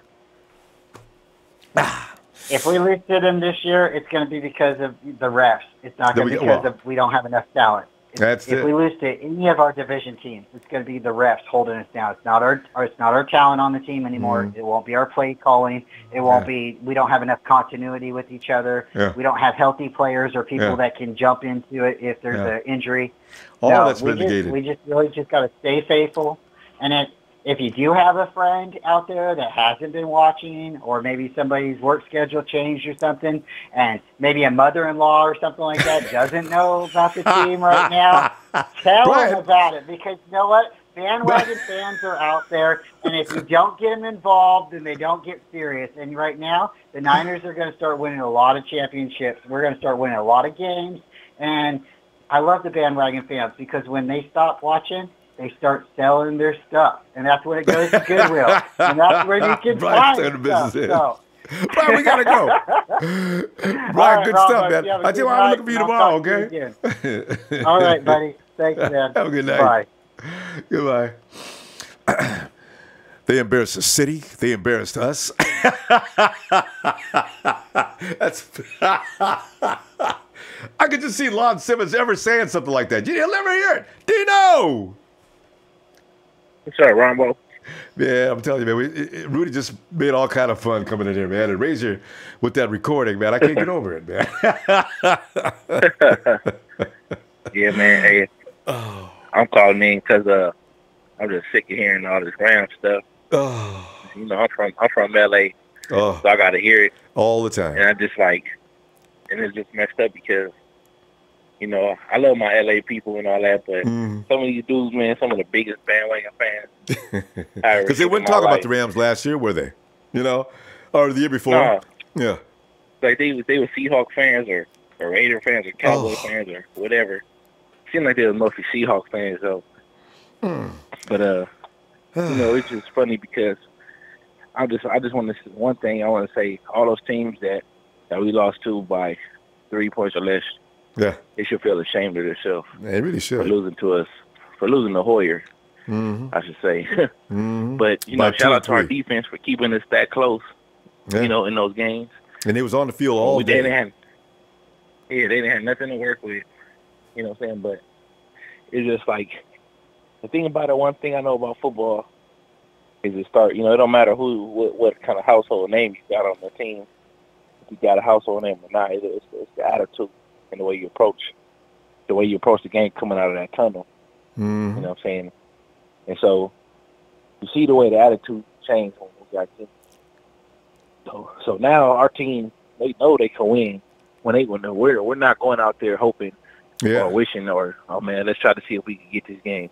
We're going out there to kill and destroy now. Got the mind straight now. And, yeah. And see, a lot of the teams, they do have household number one receivers. So okay, they got a good receiver right here, but the number 2 and 3 is like mediocre. You know what I'm saying? Or we got a bunch of solid number 2s. We got a bunch of solid people that it's not a matter of can they get open, can they get separation. Trent Taylor's gonna get that separation. Kittle, every time he's gonna get that separation. Garcon, Goodwin, he's gonna get that. Yeah, Garcon, Pettis, all those boys, they're gonna get that separation. All those guys. Even Aldrick Robertson. He's surprised you come up with some of them third down conversions and whatnot. But and have you seen Jerick McKinnon run around? It's nasty, Dino. I've been watching him funny footage. Jerick McKinnon could have been a slot receiver. He's just a muscular slot receiver. That's all he is. Yeah, I've seen that thing where he was mic'd up. Ooh. I seen that thing where he was mic'd up. His arms look pretty big. That dude is huge. I said, shoot. Man. But, man, I like the way, like I said, I ain't going to never compare nobody to Frank Gore, but I like the way when McKinnon run, he gained 5 yards falling down. Getting low to the ground, still moving. Right. He know how to keep those knees pumping. He know how to get those extra 2 yards. When after he got hit. So I'm kind of pleased with McKinnon, man. I think he's gonna shut everybody up about him having a worse contract. So I like McKinnon, man. I just think Shanahan knows how he wants to run his machine. So you can't look at it as who is that guy or who is this guy? Like this guy got a well. He's gonna be looking like the Spurs out there, like a well-oiled machine. And Dino, you remember Devontae Freeman, man. Freeman, I had an argument with the guy on Twitter. He's still arguing, and a bunch of other people joined in. Devontae Freeman, this dude believes that Kyle Shanahan's system is not without problems. It's not without flaws. He says, he had Carlos Hyde last year. That's one of the best running backs in the NFL, and he couldn't do nothing with him. I said, excuse me, Carlos Hyde is not tailor-made for Shanahan's system. Blah, blah, blah, blah, blah. Okay, let me put this. I posted up Devontae Freeman's stats for the last since he became a rookie. Look at 16, 15, and 16. Now, you tell me what you see. So he goes on and on. He just argued. I didn't say nothing else to him.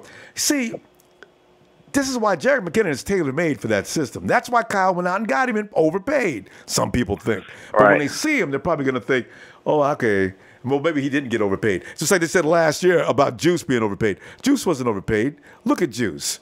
I'm telling you. They know what they're doing. All right. It's just kind of like if you got an outfit, and your outfit, got a specific color in it. It's some shoes that might feel better or might look better. Yeah. But if you got some shoes that that's gonna be tailor made to your outfit, you might pay the extra little $10, $15, for those shoes. Yeah. So the same way, I don't mind when you got something. Can't put a price on something that you value. You know what I mean? Wow. If that's something that's gonna keep that offense going, and it's gonna make us, get that ball across that end zone. Shoot, I'm gonna pay what I gotta pay for. We got the money. That's it. And there's another great point. It ain't like we're broke after you pay him. So, pay the man and let's go. Because formula is what Kyle Shanahan, he brings a whole nother way of thinking to football, Dino. We're talking about a guy who's calculating. He's brilliant. He knows how this guy's going to do. I'm talking about a guy who sits down and does geometry figures with football players. That's why I know when Shanahan went and got him, he knows exactly what's going to happen before he even tries it. This is why when people don't understand Shanahan, they need to be scared. Rudy, you're a fool if you think you're going to come in there and just dominate the 49ers. That's just dumb. Right. Cause see, we got it in our, like I said, we got it in our heads now, man. Like the defense, I was liking the pieces that we had. Like I couldn't understand why we were losing some of those games that we lost. I was just like, why? And it would just seem like as soon as Jimmy G got there, like I kind of wish he would have started as soon as he got there. I know, right? You know what I'm saying? I was lobbying against that. I was hoping he wouldn't get hurt because that offensive line was scared, man. Yeah, I mean that's the smart way, and that's the way anybody, 9 times out of 10 anybody would do it. I'm just, we talking out of fan perspective, and we know what we got now, man. Like, how Steve Young sat behind Montana. Mm-hmm. You know what I mean? I think Jimmy G. I ain't gonna say Jimmy G the next Montana, but he might be a Steve Young.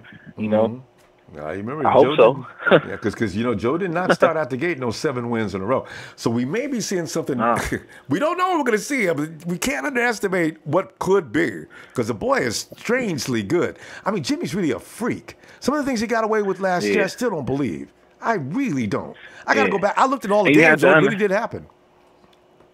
Right. And that's what I'm saying. You have to understand, like people say, oh, it's garbage time and all this other stuff.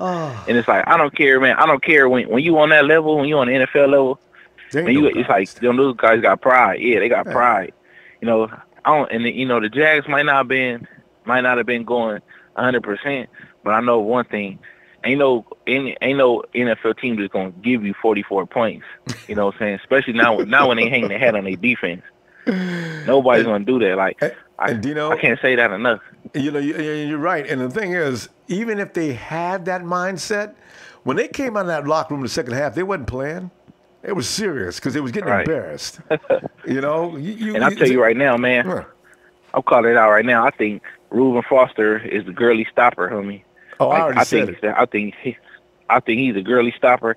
I think Buckner. I think Cassius Marsh. I think Tatu. I think Solomon Thomas. They coming for Goff. Mm-hmm. They all coming for Goff, man. I tell you, man, that defense is gonna look a lot better this year in the second year in that system too. Dino, let me see you tomorrow, Dino. I forgot we all right, Ronbo. I'll holler at y'all. All right, fam. Appreciate you. Talk to you tomorrow. Oh man. And Razor came in to say, "Can we post that roasting of Rudy Sam on your Instagram?" Same old sorry ass Rams. So long.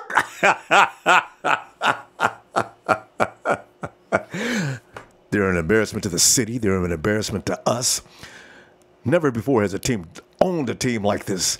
The Rams have lost to the 49ers 17 times. 17 times in a row. Ownership. Hey. And there's Hulkamaniac says 14-2 because, let me see. Oh, I like that. He combined the names. 14-2 because Garoppolo. Kyle Garoppolo, get it? Garoppolo knows what to do. Jesse's dad, what's up? Ronbo all the way from Walla Walla, Washington. Oh, what's up, Jess? And let me hear that shout out.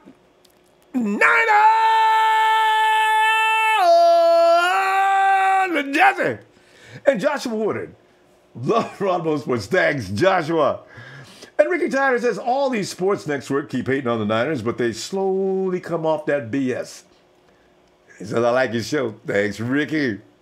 And June Boy 100. Sully has hands now. The league needs to be scared. True.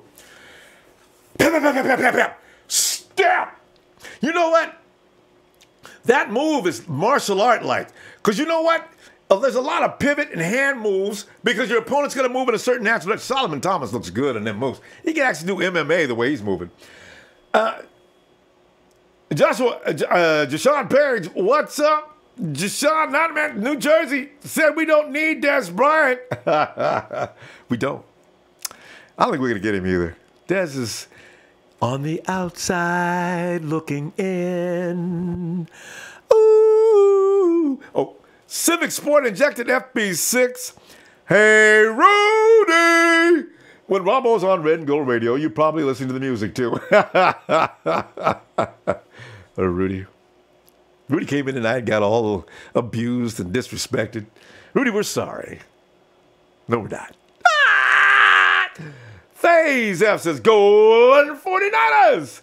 And so me the money says Rams going 8-8. They played a weak schedule last year. They really did. And guys, I advise you, go look at the games the Rams lost last year. It's pretty funny. Oh, Somi's on the phone, in fact. Somi! Well, hello, Ronbo. How are you? Somi, I'm having a fun time tonight. Razor's recording's got me all worked up. I'm having a fun time listening to a crazy Rudy. He was talking about saying that, 1990, you guys just beat us, and all of a sudden you guys did your own little thing. Yeah. Well, we won the Super Bowl. So, oh, yeah. Ha, ha, ha. And while they were being an embarrassment to the city of L.A. Wait a minute. Actually, when did they go to St. Louis? They went in 1995. That's when that same old sorry-ass Rams speech came about. Because they got ran out of California after that 94 Super Bowl. That's when Ken Norton ran those 2 touchdowns back and started punching the goalpost. Oh, God. I feel bad for them. They've been embarrassed so long. I loved it when you guys had him on the corner and he was like trying to fight back, but he really couldn't fight back. It was funny as hell. Jimmy, he threw 5 interceptions. Oh, my God. It's so over. That is just really... And that's all people could say, you know. He threw 5 INTs. Some guys get up there and try to scientifically break that down. If he continues at that rate, he'll be able to... Oh, did you even know about the interceptions? God. Those were not interceptions on Jimmy G.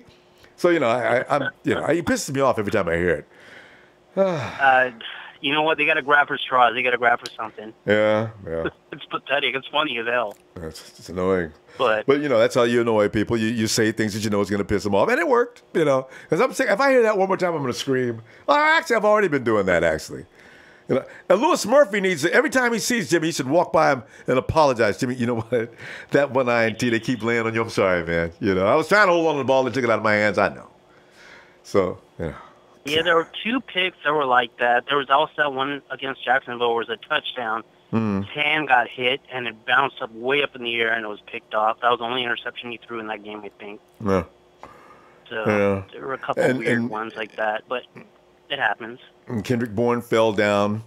And also, there was, what was the other play? I don't know. Trent Taylor, for some reason, didn't complete his route. And he's calling for the ball. Jimmy threw it. And, of course, you know what? Trent, even the guy in the booth, Trent Route should have curled on that route. He didn't finish it. So he says, I know, right? We're all looking at Trent. And he's the most reliable guy we had on the field. That's the only thing that Trent pissed me off with last year. That's the only mistake he made. Oh, well, he got a PI. What do they call it? That was bullshit, though. Not the PI. I don't blame him for that. That one rub he did right near the end zone. Refs can make that call or not. But they call a rub on... That were 2, actually. Yeah, that was not... That shouldn't have been called. That should not have been called. 9 out of 10 times that wouldn't have been called. Right.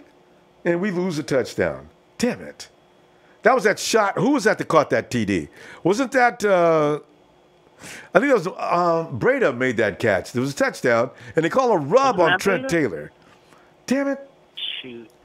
God. There were so many bullshit calls last year. That's all right. You know what? Hey, we're, we got, 8 more days after tonight? We got 8 more days, and I can't wait. I'm going to be in one of those training camp days. I'm going to be there out in front. I can't wait. I'm waiting for the heat. I'm not going to complain about it. It's going to be fun. I'm going to wait to listen to those guys.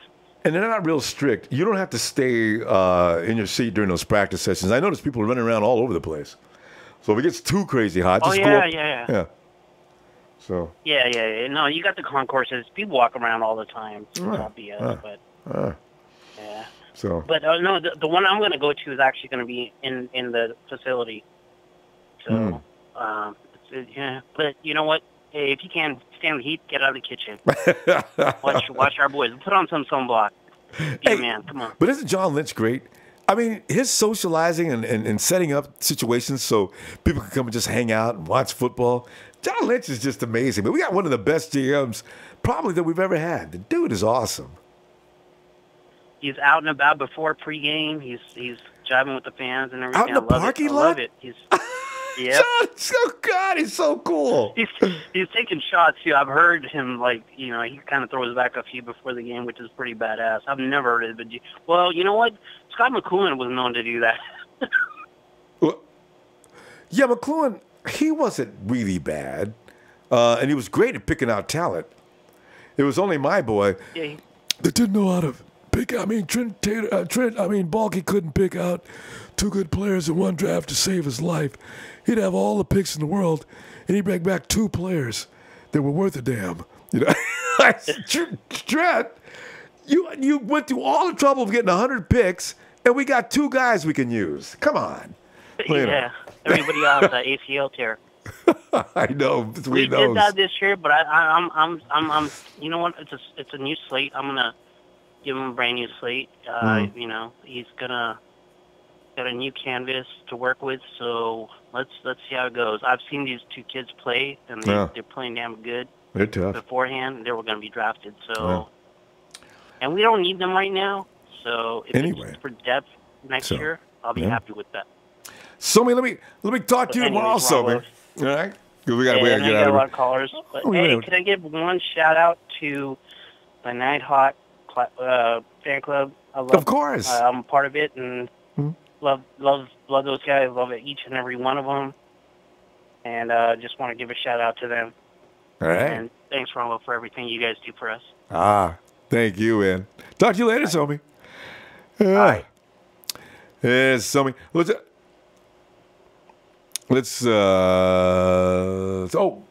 James Toomer 10-6 because the refs make us sick. 10-6 because the refs make us sick. Oh, God. Remember, they say refs are part of the game. That's really such a pain. Robert Johnson, all the way from Dallas, Texas. Brunel Jacobs, do you think we will go after Le'Veon Bell next year, even though we have McKinnon? Probably not. Yeah, too much cash. Naitindra Tawari. Am I right? Tawari? It says, what's up? Thanks for liking my comments, replying on Instagram. No problem, fam. And Darren Curvin, 49ers best team ever. Believe that. Big Daddy 69. What's up? It's Niner time, baby. Be careful of the brew you drink before doing this. Like Rudy. Daniel Serrano says, Los Angeles, home of the 49ers. I was at that game, and let me tell you, we were chanting loud, and no Rams fan wanted any part of it. Venom X! Cheers to Ronbo and fam. Hey, Venom X! And Civic Sport injected FB6. Do you actually have a cat? Yeah. Oh, don't get me started. We have a lot of cats.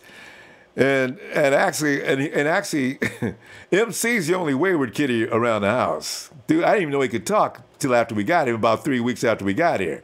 Scared me to death. So I said, hey, since you can talk, and matter of fact, if you come back in here tomorrow night at 2 o'clock, I'm not opening the door. So he stole my keys, and now he drives. Watch out for MC. Hey, let us go to Salvador. Let me tell you something here, Ronbo. This is not Salvador tonight. This is Balky, Salvador. And you need to put some respect on my players that are laying a foundation for your 49ers today, okay? I hear it day in, day out, Trent this, Trent that. Let me tell you something here. What I did from 2011 to 2014 was build you a foundation of cap room and mobility for your golden boy to run. I can't argue with that. Give me the phone, Trent. Give me the phone, Trent. Damn it. You had your 5 seconds. How's it going, Ronbo? It's going great. I tell you. It's been a fun night. You know, I just wanted to do that because, you know, hearing Rudy, it reminds me of how, like, blind half of the NFL fan base is. They just, ain't that the truth? They're so tunnel vision and so outdated, and they're just sticking to the topics and, you know, what the hottest thing is last year. You know, Rudy doesn't really know no history, and he doesn't know. He can't tell the future. He doesn't know what's happening. He doesn't know what's happening. You know, a window grew and closed for his team in 1 year. So, you get that, Rudy? I mean, I don't even think it's over. I ask him. I don't think he noticed that it opened and closed in 1 year. What have I told you? 30 for 30, Los Angeles Rams. No, really, Sal, there's some seriousness to what you're saying because, listen, the management did some strange things. They got rid of the wrong people, and they brought in maybe the wrong people, and they still have some strange holes. If you got no linebackers in the NFL, especially the West, you got a problem. Yeah, you know, that Wade Phillips, you know, he needs, you know, edge rushers in the linebackers, not in the D line. So we'll see what they do. I'm not worried about that, you know. That's their team. They're building their team. I'm not worried about them. I just know that when it's time to give, you know, their superstars, Goff and Gurley, their contracts, you know, they're going to be borrowing money from freaking, you know, Magic Johnson and LeBron James or something. Like, hey, man. I can just see that. You can let us own part of the team. Remember 2018? You're like, yeah. You're like, yeah, we kind of spend all our money. We need to borrow stuff. So we had to sell a team to LeBron and Magic. So we're only 1/3 shareholders now. Oops. And you know, Magic has already called them. Y'all need some money? Because I can take care of Aaron Donald. Oh. Hopefully Aaron Donald is. Oh, I can't wait till the season starts. Because Sal, if Aaron Donald's out in the middle, we'll have to feel like, oh, this ain't fair, man. They ain't got no edge. They only got Sue in the middle. What are they gonna do, man? We're gonna roll that team to death. It ain't even fair now. Shucks, they took our glory away by getting rid of him. You know what they'll do is they'll hold their receivers off the line for like 10 yards. Refs are going to be throwing every flag they have on the field. They'll be like, hey, Akeem, you're still holding 15 yards down the field. What do you want me to do? My guys ain't getting to them. I got to do something. That'd be so crazy. Hey, Ronbo. I had a quick question. I don't really know when the training camp, what was the exact date? I've been hearing, is it 15th? Is it 25th? 25th, 26th. Okay. But they don't put the pads on. All the rookies come in earlier, though? No, it seems the rookies they're all going to report. It seems on the same day, okay. Which is kind of. Well, on the 26th they have practice, and they put the pads on Saturday. Saturday. That's as in 2 Saturdays or next Saturday? No, okay. They come in on that week on Wednesday. They get used to being back in practice, get loose, do a little lifting, warm up. Thursday. They have the first practice, no pads. Friday, another practice, no pads. Saturday, get the pads on. Let's go. Yeah. Damn. Yeah. Man, I told you, man. This off season, it goes by really slow. But then if you don't really think about it, it goes by really fast because we're already middle of July. You know, the break's over. Guys are coming back. They already want to come back to work. So, you know, hopefully they're not running around too hard the first couple of days. We could avoid injuries. I know last year we lost a couple guys in the beginning once, you know, training camp started. We lost a couple of guys off the special Garnett. team. Remember Garnett went down with his knee? Oh, yeah. Chancellor James, Don Jimmy Nelson, Gilbert, you know, all those guys went down. What's that guy on special teams? Don Jones. Yeah. Jones went down. I was bothered by Jones because that dude's a very good special teamer. So, and Dakota Watson got hurt, but he was back really quick, though. Dakota Watson is like a superhero. I mean, look at that dude's body. Damn. Yeah, I mean, he's just depth to the linebacker position because all he does is play special teams mostly. So they tried to play him. I think he backed up Eli Harold a lot. Sam? Yeah. It was part of the Sam. Huh? Yeah, he looks like he could set the edge. Yeah. Oh, yeah. Yeah, I think he enjoys that. They see Eli Harold does a good job at the edge. Salah likes him. Hey, Sal, if anybody's thinking that Eli Harold's getting cut, he ain't. Not from what I just read today. They really like him. They said he did a good job last year on the edge, setting the edge. Really? Yeah, because I've seen a couple articles where they're thinking about keeping, Eli at the Sam, and then Warner. They think he could roll around at Jaquowski's spot, the safety position, the box safety, because you know how that's a natural fit for him. How he played in college, so I mean, that's interesting. But I really want to see him in the natural linebacker position. I do too. Because I want as most speed and as much DBs on the field as possible. Yeah. And you need to play more than one position with the 49ers nowadays. They're going to make him. He's going to learn that position. So if anything happens to Kowalski, he can roll right in there because we got another line. We got 2 or 3 linebackers, so it's no problem. So he will be training for that. Yeah, spot. we got good depth. I'm pretty excited about that. Talented depth, right? We don't have no Trent Baalke guys sitting around on the sideline, and you're sitting there hoping they don't get in the game. All these guys can play. Ronbo, I gave you cap space. You can't expect players and Super Bowl players from me. I gave you cap space and mobility. That is what he did. Every offseason, no free agents came. That's it just added to our bank account. So thank you, Trent, for fucking not spending no money. Sal, I guarantee he was trying to spend money. As soon as people heard Trent on the phone, who is this? It's Trent like, what? Baalke. Oh, for real? No, man. Like, Hey, Trent, don't call me no more, man. They're like, why the hell would I want to play for that guy? And even called Trent back. Hey, Trent, man, listen, how'd you get my phone number, man? They're like, I'm going to need you to speak up. Your signal's breaking low. Your signal's breaking up. Trent, we got to go. Trent, look at that. Trent, right. We got to go. Let me see you tomorrow, okay? All right. Good night, Ronbo. Hey, Ronbo, let me give you a niner so you don't have to waste your holla. All right, go ahead. Let me hear it. Niner! Yeah. Check him out. Good night. Good night, Sal. Oh, man. Hey, all the way from Texas, it's Latino Heat. Lorenzo. What's up, Mr. Ronbo? How you doing? Hey, Lorenzo, man, we just in here tonight clowning, man. We having too much fun, man. We heard that Jimmy G will become elite. We are joking about Le'Veon Bell and what would he look like next year. Does anybody want him in a 49er uniform?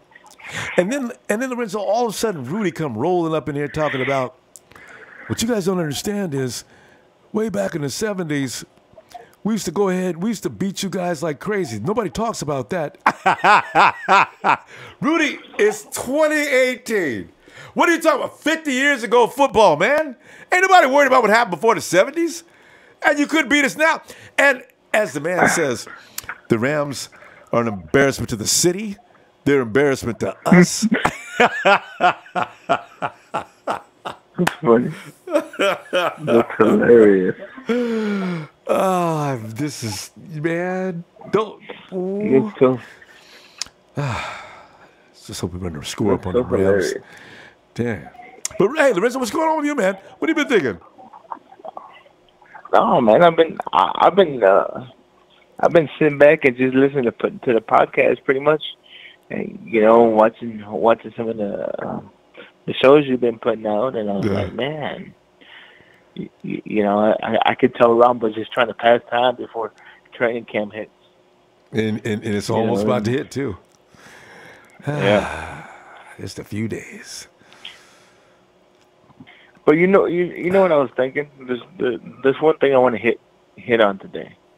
What do you think CJ Beathard's going to look like?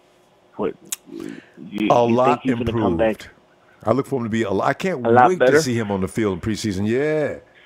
You know, he wasn't bad last year, but they rushed him out there, I think, before he was quite mentally ready, too. Because, you know, it seemed like there were times when CJ couldn't think. Because, you know, when you're at his level, you come into the NFL, things are moving really fast for you, right? Compared to the college game. So I think he's one of those. This year, I don't think the game's going to be too big for him. I look for CJ to look like crazy in preseason. And he's got some great receivers. He's got 2 or 3 great running backs. I mean, Lorenzo, I'm telling you, I cannot wait till the starters sit down in preseason. I ain't lying, man. We got our second guys, the second string. Ooh, that's going to be a show. Man.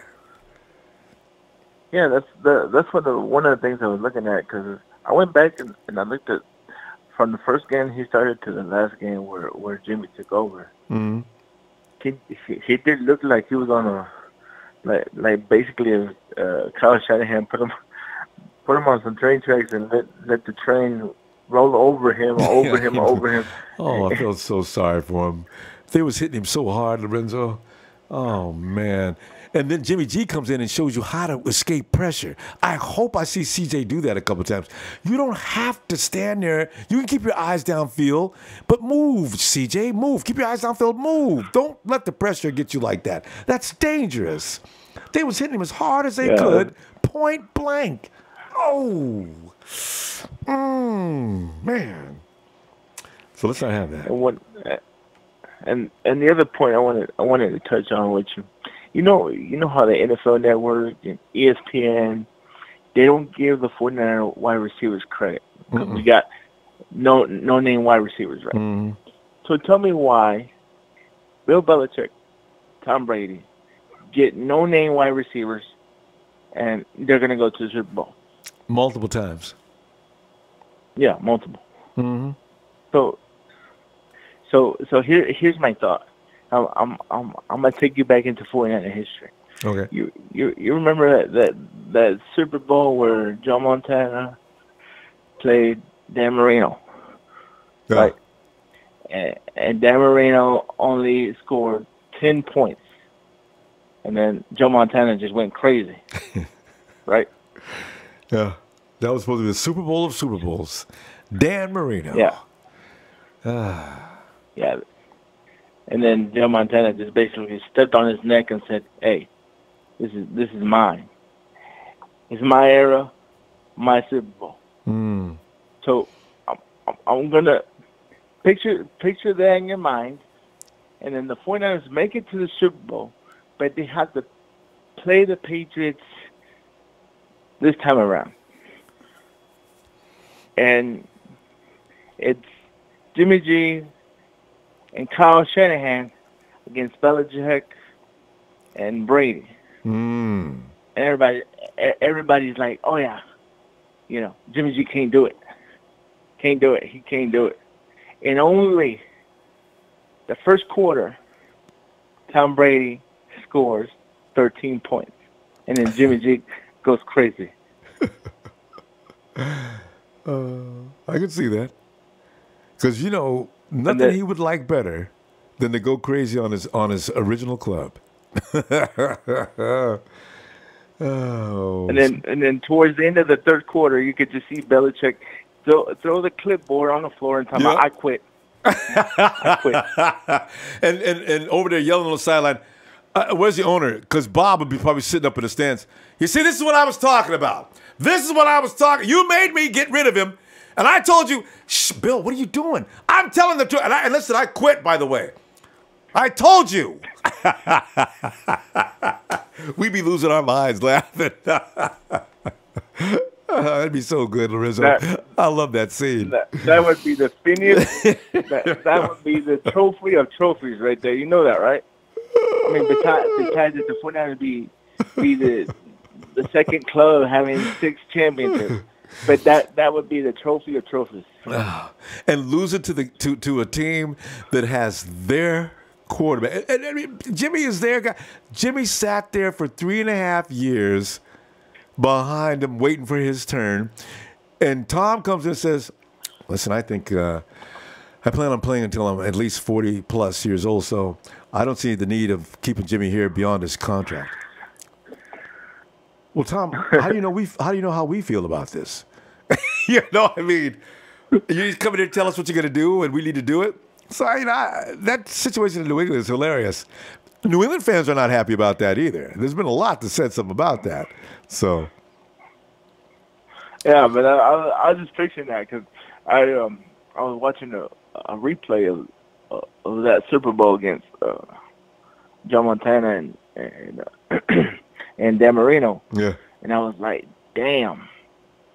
And even though it's something similar, but I was like, he's got the quick release as Jimmy G.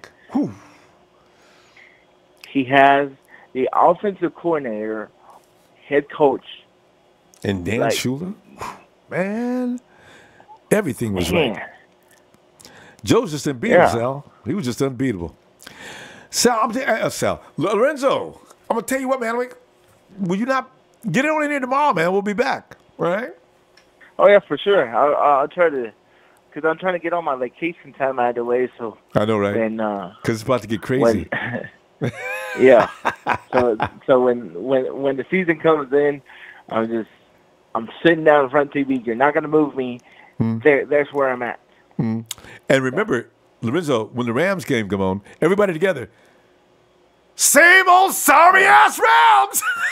So long! Everything said at the end of the game. Yeah, that's it. Because we have, 17 straight times, right, Ronbo? That's it.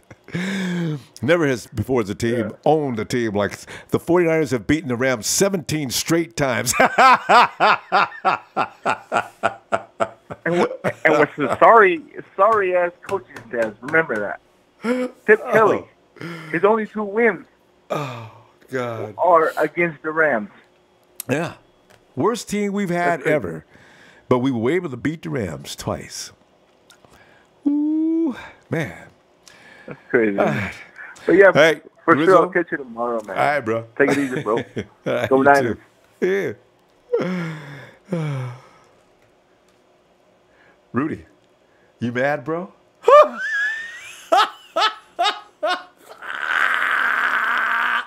The Rams, they're an embarrassment to the city. They're an embarrassment to us. I don't think any other city's ever said all that about a team. Oh. Civic Sport Injected FB6, thank you, fam. Just thank you, Ronbo, for making this all season go by quicker. Yes, it's been a party, ain't it? Oh, Jesus, my kid. He says, this is from JD. Thanks, JD. Oh, man. Hey, what's going on here? Oh, man. And JD says, JD said, LMFAO, that ain't, what is that? That ain't for me, that's Jesus. That's from Jesus. Thank you, Lord. Thank you. Thank you. You guys, we're supposed to be talking football here. We get way too silly. Ruben Lugo Jr., it's your boy from Chico, the party school. Ba, ba, ba, boom, boom, boom. And Civic Sport Injection FB6. We love thanks, fam. God, you guys are so cool. And Lil Dice, he says, I love this channel, but I just heard some of the craziest things ever. Like, same old sorry-ass Rams. Ah! So long. Hey, did you guys throw my boy? Jesus, Daniel, Rose, did you throw my boy Rudy out?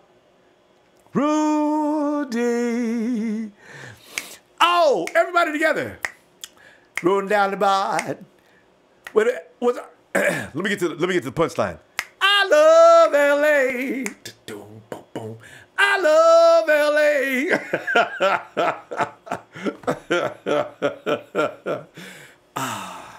This is better than doing drugs and drinking, man. You talk about the Rams, man. Them same old Rams. What do you got here? Guys, you know what? I probably should go. I've worked up an appetite here. We're laughing. I haven't laughed this much for one long stretch since that 17 in the game, 17 in a row. The only 2 games we won in 2016. It was from the same old sorry-ass Rams. Hey, remember, in 2015, right? Aaron Donald was frustrated at the end of the game. Bam! Referee, you're out of the game. Donald, you're out. Get out. That's it. Of course, that would have to be a fine, personal foul. And now here we are a few years later. Fast forward. Aaron Donald not coming to camp. Why? Because the Rams ain't got no more money. We got Akeem Talib. We got Peterson. We got this guy. We got the guy we can sue. Aaron, we ain't got no more money, man. Come on now. Please give us a break.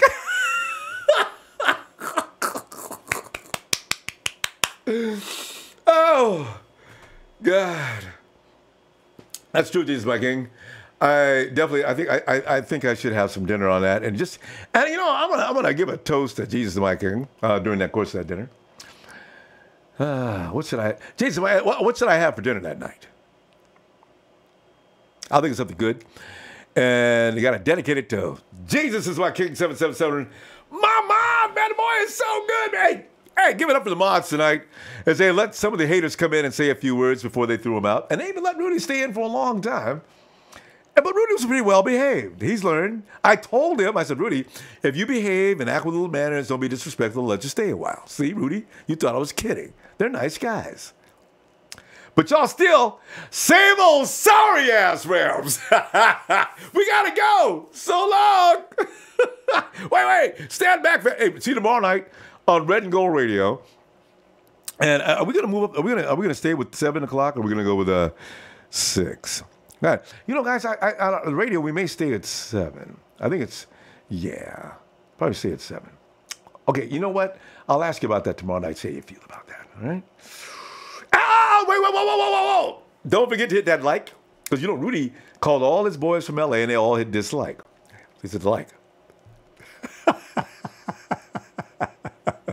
They're an embarrassment to the city. They're an embarrassment to us. Knock it out!